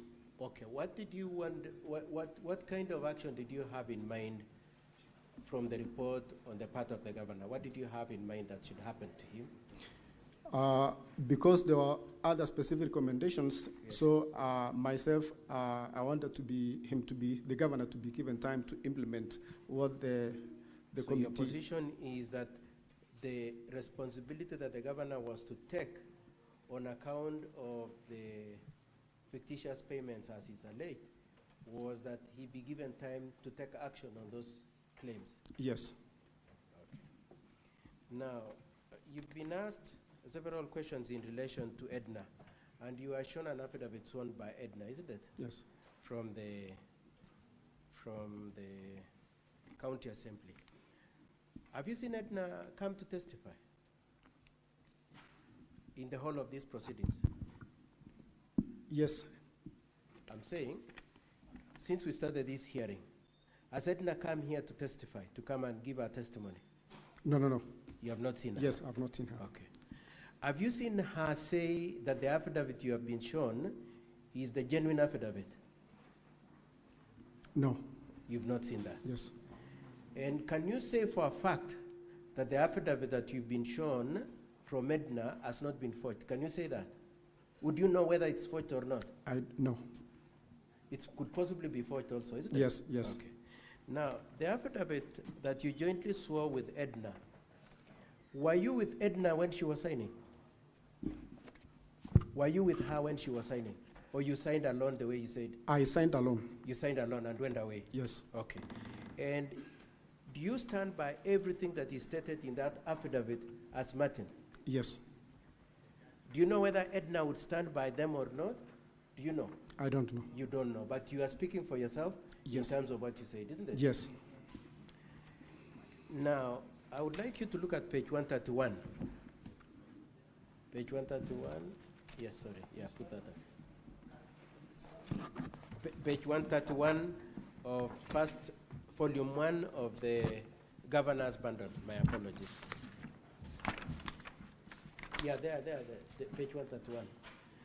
Now, you were asked whether you swore the affidavit before who, and for a moment you said Katwa and Kemboy. You remember saying that? Yes. Could you let the senators know what is indicated as being what Katwa and Kemboy did? Drawn and filed by Katwa So and Kemboy advocates. So it merely shows that the Katwa and Kemboy drafted the document, isn't it? Yes.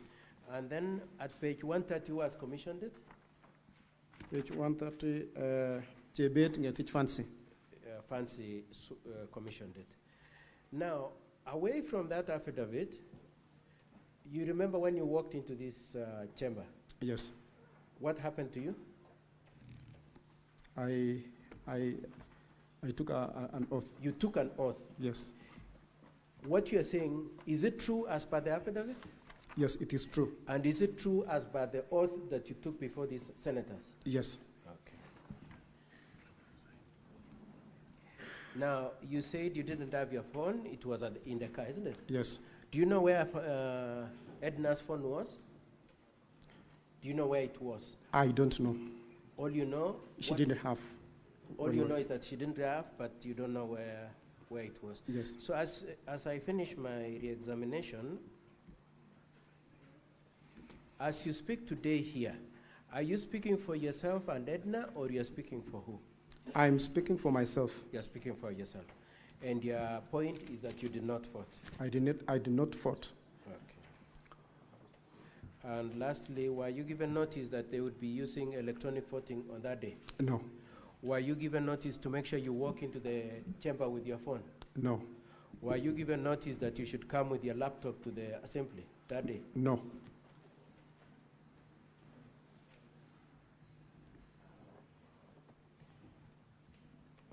That should be all for this witness, Mr. Speaker, sir. Thank you. Now, honorable senators, it is time for you to ask questions and clarifications. I'll take phone this side, so that we move. Senator for Nairobi City County.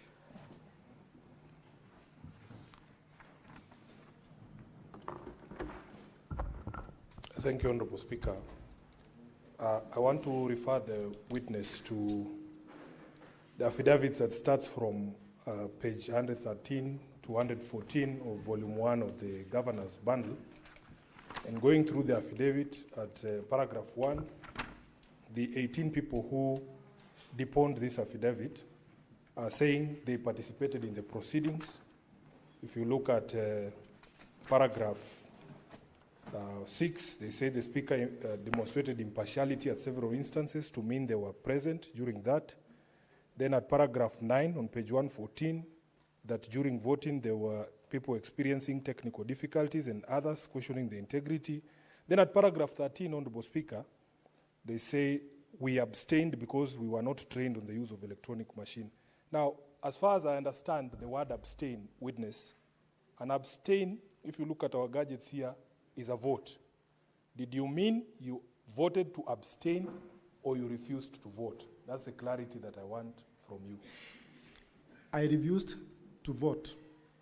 Just take the questions, then Okay. you will respond to them. Thank you.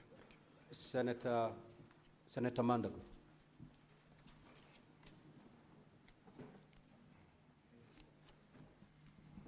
Senator Murango.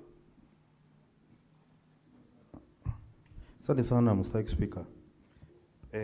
Swali langu ambalo ningetaka kuuliza mheshimiwa ni kwamba amesema alikuweko katika mbunge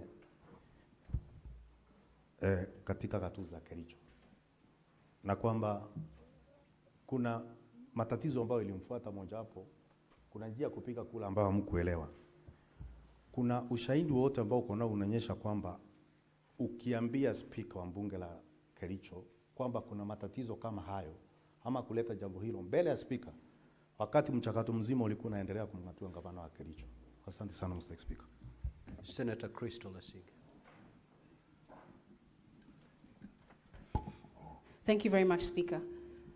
First of all, Speaker, I'm not too sure the relevance of the last couple of questions by the council, who asks the witness, were you told to bring your phone?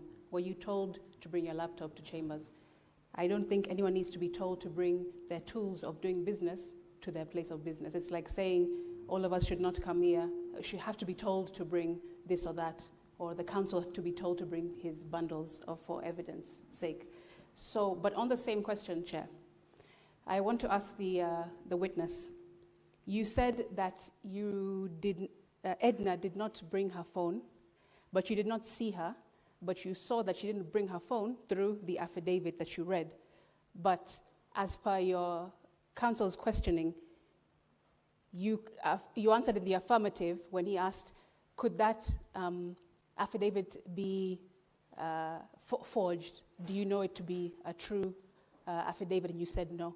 And therefore, can you clarify whether the affidavit is something you're relying upon, or it is now something that you are dismissing as you do not know whether it's true or not? Next, Chair, I also want to ask, if you don't bring your phone or your laptop to chambers, how do you then do business usually, if void of the two? And lastly, Chair, I also want to ask the mover, oh no, I'll leave it there. Oh yes, I want to also ask the mover, according to your standing orders, if you don't vote yes or no or abstain, what then are you doing in the House? Because Chair, in this House, you have told many a time to us senators, you must vote either way. You cannot be in the chamber and just occupying space. Thank you. Senator Chute, I do not remember forcing honorable senators to vote. But anyway, that is for another day. Senator Chute. Thank you, Honorable Speaker. Honorable Speaker, I want to refer the witness to County Assembly Documents, Volume 4A. This was a question even asked by Senator Abbas before. I refer him to page 12. There was bulk SMS sent to 28 MCS. I wanted to know from the witness if he was among the 28 MCS who got the messages. Thank you.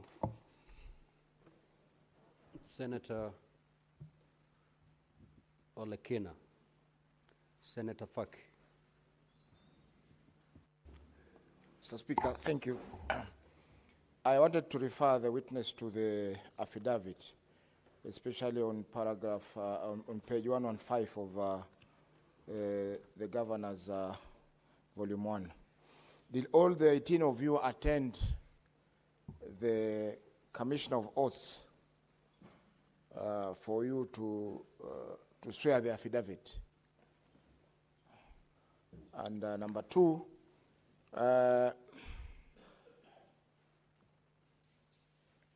looking at the affidavit, you have stated that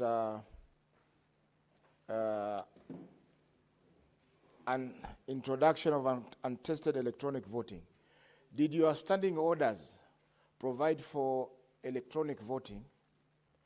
And when did you amend the standing orders to allow for the electronic voting. Thank you. Senator Mbugo. Thank you, Mr. Speaker. Mr. Witness, I want to refer you to your affidavit on page 114 of the governor's documents, in particular number 6, where you say that the Speaker of the Assembly failed to conduct the proceedings with impartiality and in several instances demonstrated bias. Can you give this House examples of those bias? And number 2, the last sentence of number 7, you say that members had a right to choose the mode of voting, whether manually and electronically. Is this provided for in your standing orders, or where do you get these rights? Thank you, Mr. Speaker. Senator Beatrice Akenya. Thank you, Honorable Speaker. Honorable Speaker, phones are very personal items. I would like to know from Mheshimiwa, what role you have in knowing where people keep their phones? And especially on this member, how would you know where somebody's phone is? Do you have an official role of knowing where people keep their phones? Or for what reasons did you know where the honorable member's phone was? Senator Boni. Mr. Speaker, I would like the witness to clarify to us one common denominator for all of us who speak English language in this chamber today is that at one time you went to school. Were you being reminded to carry with you a pencil and an exercise book when you're going to school?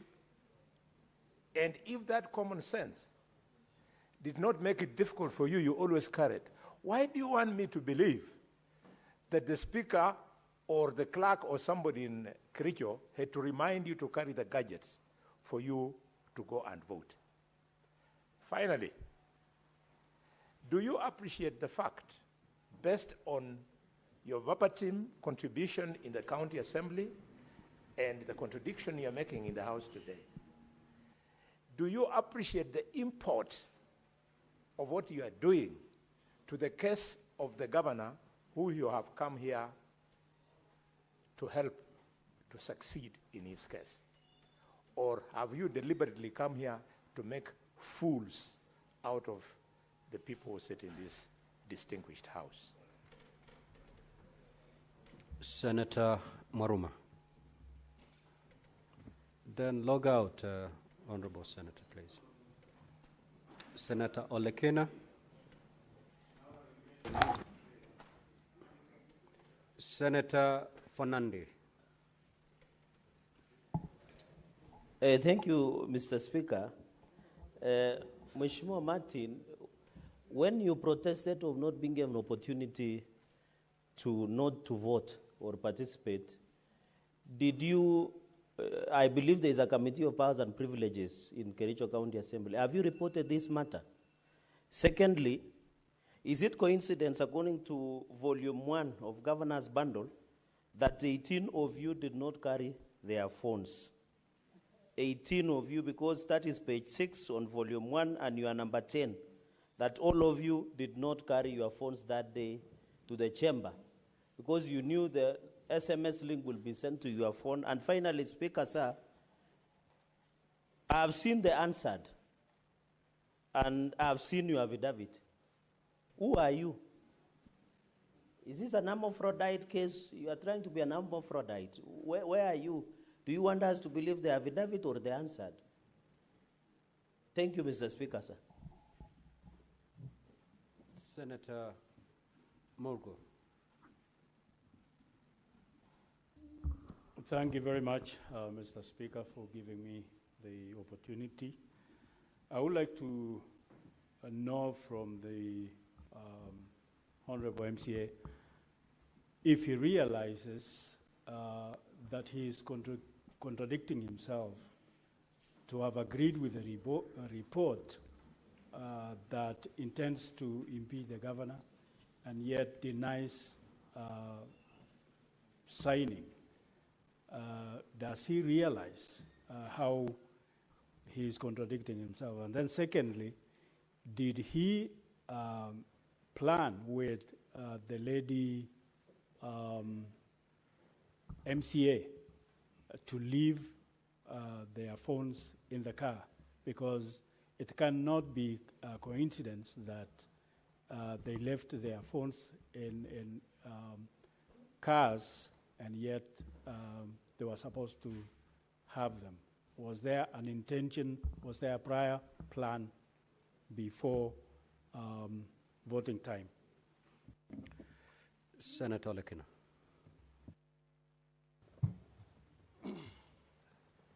Thank you, Mr. Speaker. Mr. Speaker, I have to attest that this is the first time I'm seeing an affidavit signed by several people. One affidavit signed by so many people. I think in law, an affidavit is supposed to be deponed by one individual. With that case as it might be, I just want some clarification from the witness. Whether indeed you went with all these 18, and I'm looking at your affidavit on page 113 of volume 1 of the governor's documents. Volume 1, page 113. And it says, and I believe you are number 3 on this, we, the undersigned. I just want to be sure, and please correct me if I'm wrong. First of all, I've just said, and I stand corrected by both legal counsels, whether an affidavit in a petition can be signed jointly by various different individuals, although it was only by one person. Did all of you, 18 of you, go together, sit down together, and then, based on the order of names, the first one is Honorable Kamam Rop. After he signed, the next person, Honorable Kipto Faith, signs. And then now, the last question is this. I have seen another affidavit, volume 7A of the County Assembly document, signed by the same person called Honorable Chepkurui Edna Tanui. I believe that's the same name here. Chepkurui Edna Tanui. How is it that you... You're off record, Honorable Senator. Senator Veronica. Thank you, Honorable Speaker. I want to refer you to County Assembly documents, volume 4A, page 28. There is a report there, the electronic voting system, voting results audit, indicating that Honorable Cheriot Martin Kiplangat voted at 19:26 and 12 seconds. Did you actually vote on any system that day, either on phone or on the computer that was in the house, in the assembly? Did you vote? You did not vote. So this is a false document, what the assembly has brought. Or have you changed your mind about the vote you put on that day, and following what you have alleged in your affidavit, that you think this system came without a proper tendering process, was installed in the night? Did you change your mind because of the way the system was introduced as a voting system during the impeachment proceedings? You never voted. So you want to tell Senate this is a false document, the one that has been brought by the County Assembly of Kericho? The report on the voting, electronic voting system. They did the voting, the voting by electronic, but I myself did not vote. Was there a system that day that was used by MCAs to vote? Did you see any system in the assembly? There was no, it was using phones, MCAs phones. So nobody voted on a desktop or laptop? It was just the phones? I remember there was a knife, there was a laptop for those members who wanted to be assisted.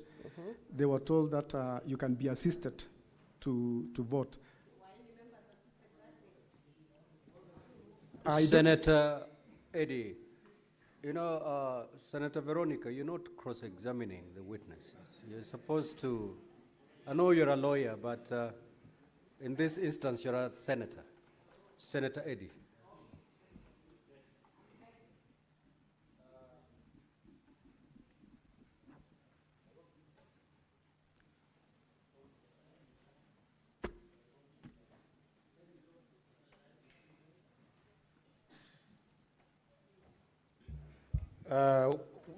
Mr. Mheshimiwa, your affidavit, you says that you participated in the proceedings. That is on page 113. On page 114, you say you abstained because you were not trained on the use of electronic.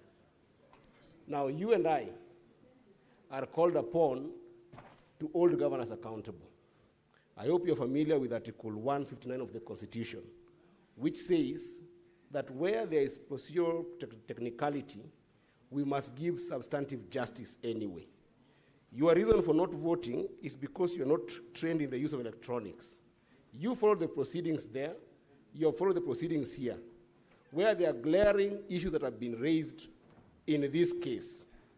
Do you believe that the issues that have been raised in these proceedings and in your proceedings in the Assembly are issues that are tantamount to impeaching the governor? Because your reason here is not because the issues have no merit. It's because the electronic system was not, you are not afforded the training grounds. As an MCA, do you believe that the issues that have been raised here and in your proceedings are issues tantamount to the impeachment of the governor? Senator Kisang. Thank you, Honorable Speaker. Honorable Speaker, this is the first witness that is testifying for the governor. And if he's the best witness, I think the governor is cooked because, Honorable Speaker, you cannot be reminded to come to work and carry the tools of work, as Senator Sika said. That is common sense. You cannot go to school without your books. Honorable Speaker, and the MCA has confirmed himself that there was a laptop that was used to assist those who could not vote. How come the 18 of them could not volunteer and go to be assisted or walk out because they did not agree with the process? In this house, sometimes when we do voting, if the minority side are aggrieved or they are not agreeing with us, they walk out. How come you didn't walk out or went to the clerks and assist you to vote? Senator Lominen. Thank you, Mr. Speaker, sir. I ask the witness, Mheshimiwa, did you participate in impeachment motion? Yes, the debate, I was there, but... And did you vote? I didn't vote. Which means did you use to vote? I didn't vote.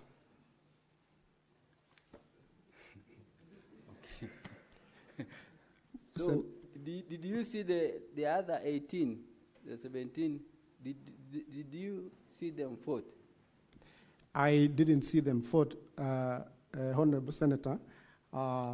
When the Speaker directed voting to take place, we had requested him. Actually, one member, Honorable Paul B., stood on a division and requested that voting be done on roll call. And all of us, the 18 members, stood because we suspected manipulation on this voting process. I feared manipulation myself. Confirm you are 17, not 18.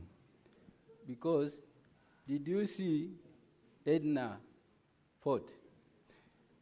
I didn't see Edna vote, but she stood when the rest of the members stood.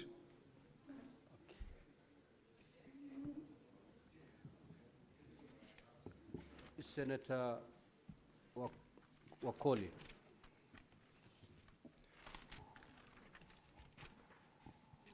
My first question, my friend, honorable member. Are these phones that messages were sent to you, are they county assembly phones or personal phones? Number two, did you receive any SMS to your phone to remind you that you are supposed to connect with the system to vote? Huh? I'm talking about that day. And number three, when you are getting into the house, like we have our honorable sergeants at times, they always check these systems to see if signals are working. Did your sergeant at times come across to confirm if there are Wi-Fi, data, so that when they call to vote, you are actually updated? Honorable Speaker, let me request that you allow me to respond maybe from what Mheshimiwa Senator has just asked about my phone. Is it personal or it's assembly phone? Then I'll go back to the rest of the questions from the honorable senators. My phone is my personal phone. It is not a county assembly phone, so it's my personal phone. And also, you've asked of if I received the message to my phone. I've said at that particular time of voting, my phone was, I left my phone in the car. And since I didn't vote, later when I got my phone, the message was there. The message, the link, the SMS had been sent to my phone. And since I didn't have my phone at that time, I didn't open the message. So even up to now, up to date, up to today, as we are talking, the message is there. I have not opened. All of us, honorable senators, you know when a message comes to your phone, there is, when you click to open, it shows that you've opened the message. So because of my fear, myself, of manipulation of the votes, I feared really getting into the link. Thank you, Honorable Speaker. Senator Hazana.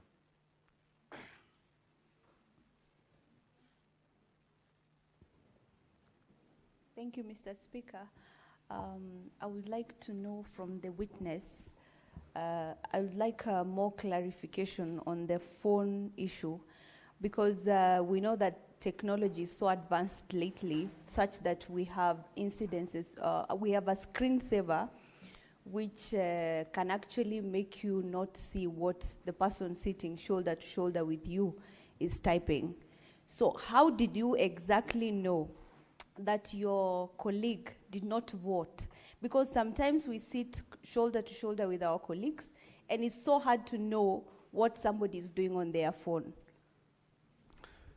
Thank you. And the other 18 people, Mr. Speaker, I would like to know also if at all they were sitting in one place, or were they confined in one place such that you were able to monitor all of them? Thank you. Senator Kericho.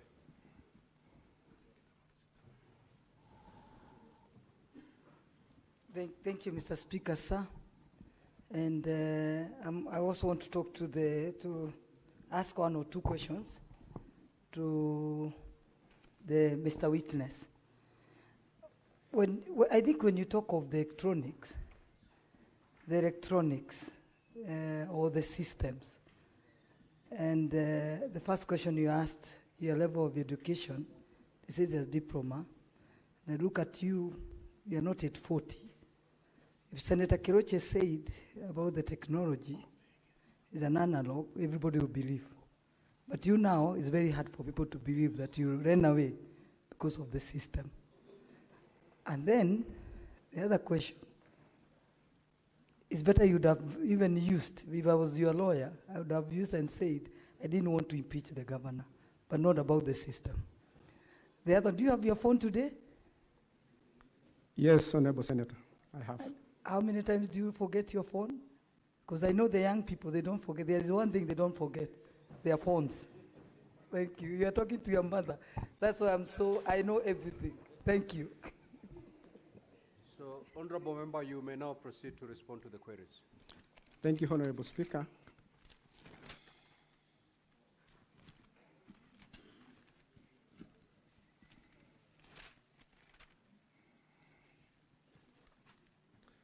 Let me respond, Honorable Speaker. There is a question that, the first question that was asked by the Honorable Senator Sifuna about abstaining or did not vote. I deliberately did not vote because, as I've said, I feared manipulation in this. And before, the Honorable Speaker, when the debate was going on, it emerged even before that some members, I included 4 members, were emerged that they already have been voted for. So the reason why really I didn't vote is because I feared manipulation.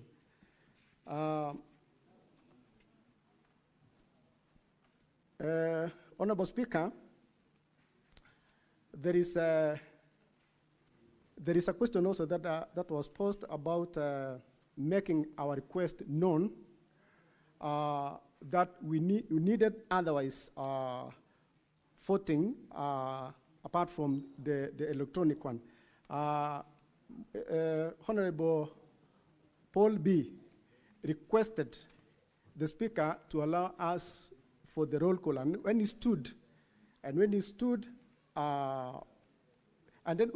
was actually denied, but all of us stood on a division, the 18 members, and the Speaker directed that the electronic system be used.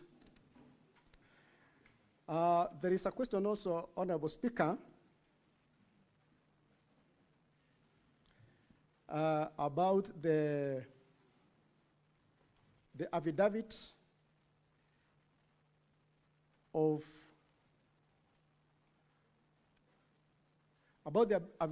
Edna Chepkirui, affidavit that was where the 18 of us swore and to say that she was there and she swore in that affidavit as one of the 18 members. Another question, Honorable Speaker, is that there was a question almost similar to the one I was asked before about my phone at the time of voting. Then I've said I didn't have my phone at the time of voting. It was in my car. And also, Honorable Speaker, there is another question also that was posed about getting the message, the link that was sent, to my phone. And I want to confirm here that the link was sent to my phone. Later, when we came out of the assembly of the chambers, I saw the message in my phone, and I've stated that message is there. I didn't open the message. It's an evidence that I didn't vote that day. Madam Speaker, there is a question of all of us attending the Commissioner for Oath. I think this question was posed by Senator Olekina. Yes, all of us appeared, the 18 of us. Also, there is a question that was posed about the electronic vote.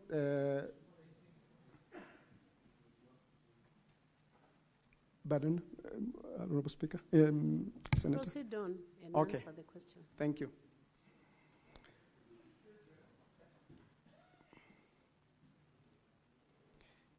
There is a question also that was asked about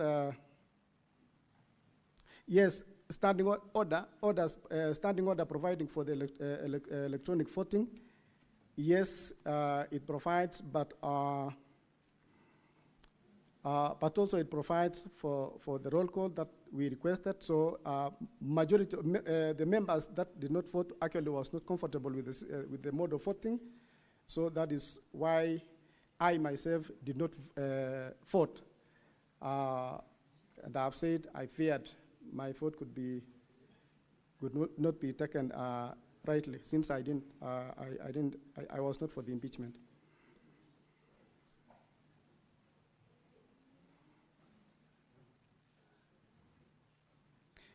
There is also a question of if from Honorable Senator about I having an official role in knowing where a member keeps a phone. This day we were seated almost next to each other, and actually she told me that she also didn't have a phone. So I don't know. I don't know exactly why also she didn't have that phone, but I can say by a word of mouth, she didn't have a phone. And also there is a question of, do I need to be reminded to carry my phone? No, I do not need to be reminded, because I always carry it around with me. But at this time, this day I didn't have at that particular time, because I didn't want to.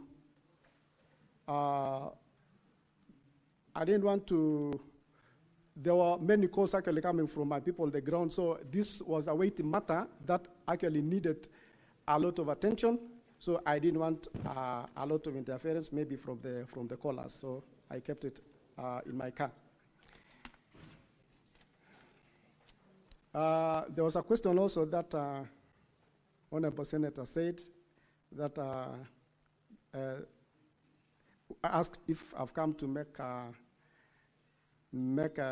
fools out of the senators. No, kindly, I've come to give my evidence, and this is a house of honor, a house of we regard highly honorable senators. There was a question also.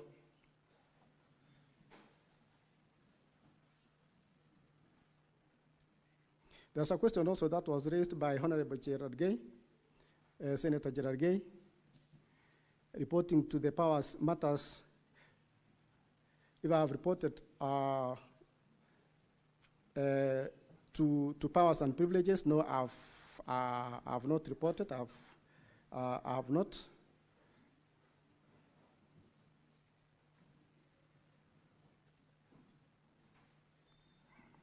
Yes. There is also another question of actually referring back to Mheshimiwa Honorable Etna about the phone that was asked by, it's actually similar. It's a similar question also that was asked by an Honorable Senator about planning for Edna to leave her phone, or whether we planned to leave our phones outside or elsewhere, away from the chambers. We didn't. Each member had an application his or on her own or his own to do whatever with his or her phone. I think there is also. I've responded to what Honorable Senator Olekina said about going to sign the affidavit. And yes, Honorable Madam Speaker, there was a question also that you posted that if you wanted me to confirm whether I voted at 9:26, and I confirm that I did not vote.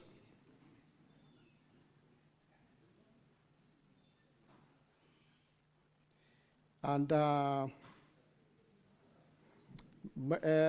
Honorable Senator Eddy, there was a question also about the proceedings and proceedings of the House and reasons for not voting. Then this one I say myself, I did not vote because, as I've stated, I feared a lot of manipulation in this, and that is why I didn't vote. So, Honorable Speaker, that is my submission. Thank you.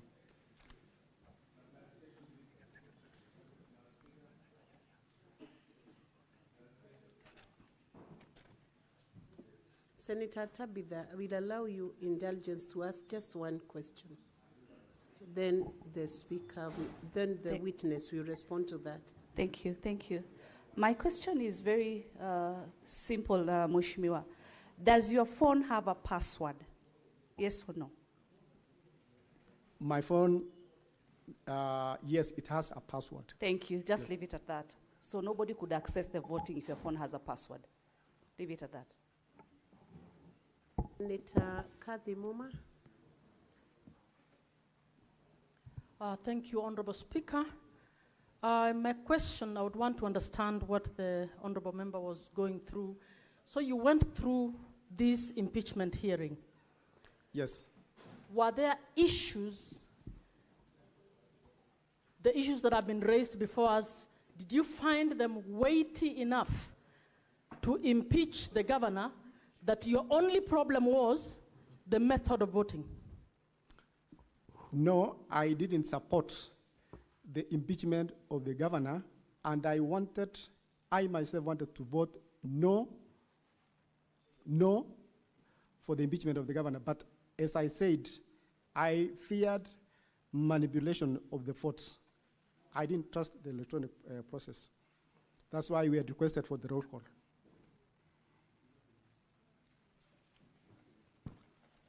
Senator Lomenen. Mwaruma, it's reading Lomenen on the dashboard. Are you sitting on his desk? It's reading Lomenen. So my question to the witness would be, the speaker had ruled that electronic voting was going to be used. Now, you decided, the 18 or 17 of you, that you would not vote. What was the expected consequence? Did you think that the whole vote will be annulled by virtue of the fact that some of you have refused to vote? And if that is the consequence that you expected, can you invoke that part of the standing orders that you are referring to or you relied on to annul that vote? Because whether you vote or you don't vote, the vote will still count when others have voted. Thank you, Honorable Speaker. The Honorable Senator, as I've said, the 18 of us, let me talk of myself. We wanted, since we had not been inducted into this mode of voting that is electronic, we had requested the Speaker that he gives us the leeway that we use the roll call for this process, and because we believed it was a transparent way, and since he directed that let it continue that way. So the 18 members who had requested for this roll call never voted. And the process of voting continued, and the 29 members actually was in support of the voting, electronic voting system. And after the voting, after the voting, the results came out that it was 33 members who voted, whereas the 18 members who had requested otherwise, their votes were not captured because they didn't vote. So that was our fear, that there could be manipulation kind of. So that is why we declined to vote. Thank you, Honorable Speaker. Witness, you are still not discharged. Senator Karen Nyamo and Senator Peris Tobiko, in that order. Honorable MCA, you have stated that you did not vote because you feared manipulation. Manipulation by whom? And who had the admin rights during these proceedings of the governor's impeachment?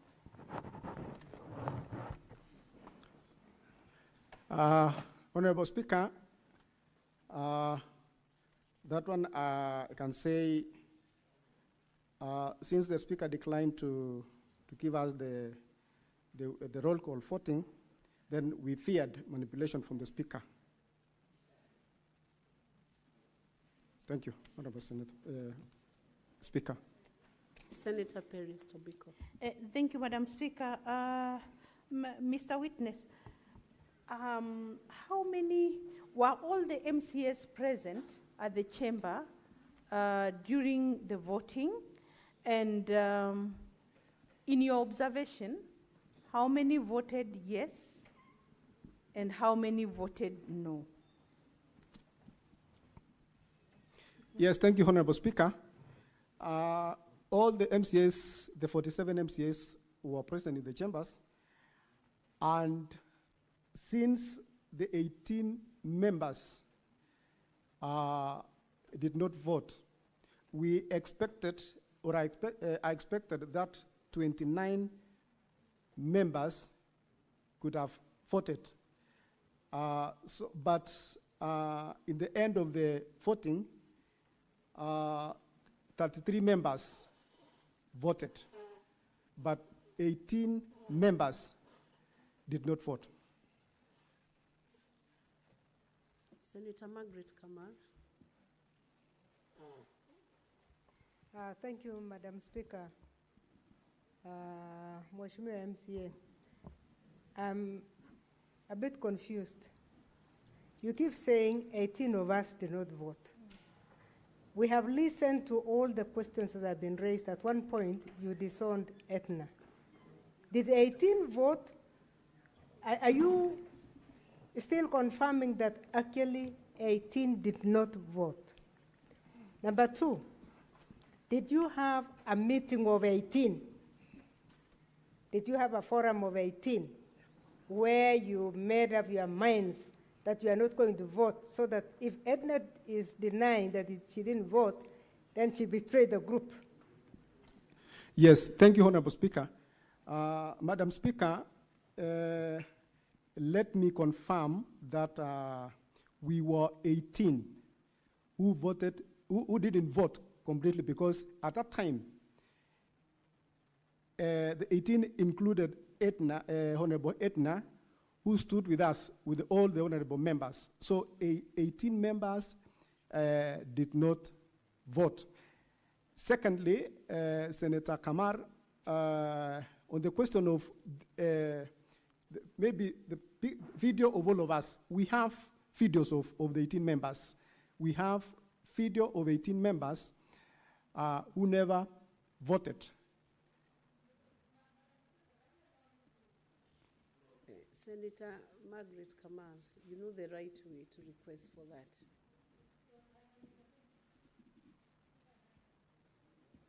Senator John Kenya.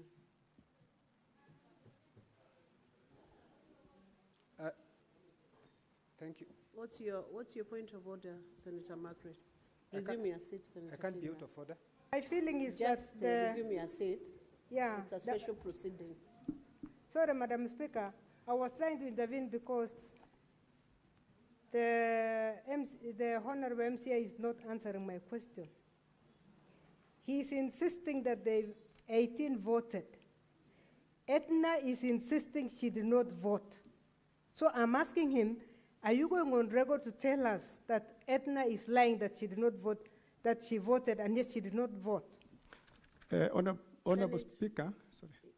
Senator Margaret, when the witness gives their answer, whether good or bad, that answer will help the senators to determine how to vote. So he's entitled to the answer he wants to give. Madam Speaker, maybe let me request that you allow me to respond because yes, I've said the 18 did not vote. I didn't say they voted. The 18 members didn't vote. And why is because later when the results were declared, members, the 18 members, because we had to register the complaint, all the 18 members went to the DCI headquarters here to report and investigate the process of voting. The 18 members, that is why I was saying there is a clip to that showing the 18 members didn't participate in the voting process. They did not vote. Senator John Kenya. Thank you, Madam Speaker. My question to the honourable member is, can the hazard of Kericho County Assembly vindicate you in terms of you protested the electronic voting? And if it's so, there is provision in your standing orders that one, if you agreed with the impeachment of the governor, you were to vote yes. If you did not agree, you are to vote no. If you are confused of what to do, you abstain. What was it so hard for you, the 18 of you, because you are not agreeing, to vote no? Thank you, Madam Speaker. Thank you, Honorable Speaker. As I said, Honorable Senator, that I myself, I was to vote no, and I was to vote no, but since there is something that I've said, and I'll just repeat it again, that I really feared, because I didn't trust the electronic process, I feared manipulation in this, because my name had a might before that I was among those who had been voted for, even before the voting process began. So I chose not to vote completely. I chose not to vote completely. And also, even from the Hansard and also from the Hansard and from the clips in the assembly, it is very clear that the members, those who chose not to vote, stood, and they can be counted 1 to 18. It's very clear. Thank you, Honorable Speaker, Madam Speaker. The last question will come from Senator Seki Lenku. Then we'll close that, the evidence from that witness. Thank you, Honorable Speaker. To the witness, Honorable MCA, I want to believe that whatever that was talking here is the truth. Yes. And from what I've learned, you've really tried to balance yourself. And I want to agree that you know exactly what is all about the assembly. Does it mean that, Honorable Mheshimiwa, you've been forced by the executive to change your mind and say you've not voted while you voted? Because you see now, it seems like you voted. So can you tell this House that you've not voted, and that is all, rather than try to be just to double speak? Thank you, Madam Speaker. Thank you, Honorable Senator. Madam Speaker, if there was a way you could allow me, I don't know. I have my phone still right now, here with me right now. I didn't vote, and it was voluntary. Nobody compelled me to say not to vote or do otherwise. If I was to vote, I was to vote no for the impeachment of the governor. I was opposed to the impeachment of the governor. And everything that I did it willingly, even if given chance at this time, still even to vote, I will vote no to the impeachment of the governor. I did everything willingly. In fact, even immediately after the voting process, we proceeded willingly to the DCI to report the improper way of how it was voted, and everywhere else, even coming here to the Senate. It is not by I'm not forced. It is, I volunteered, and I'm willing. And if given chance, I'll vote no even today for the impeachment. Thank you. Thank you. I want the clerk to confirm whether we now have the report from the ICT expert, the independent expert, so that we can proceed on to see whether we can take that. There was an earlier ruling from the chair that it should be produced today, and that evidence should be tendered today. So.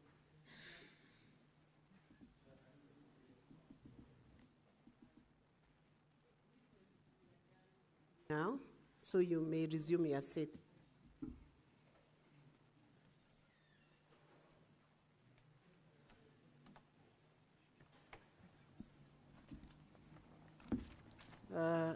The report is not ready, so I wish to direct the clerk that that report be tabled tomorrow at 9 a.m. when Senate session resumes, so that then amounts to a variation of the earlier ruling by the Speaker.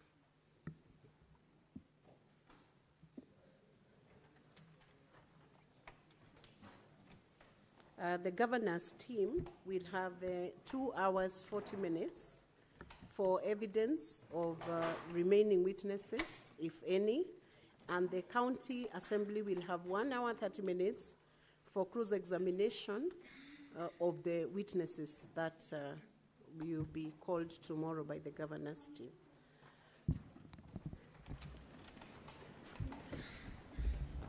Honorable Senators, it is now 6:43 p.m. Time to adjourn the Senate.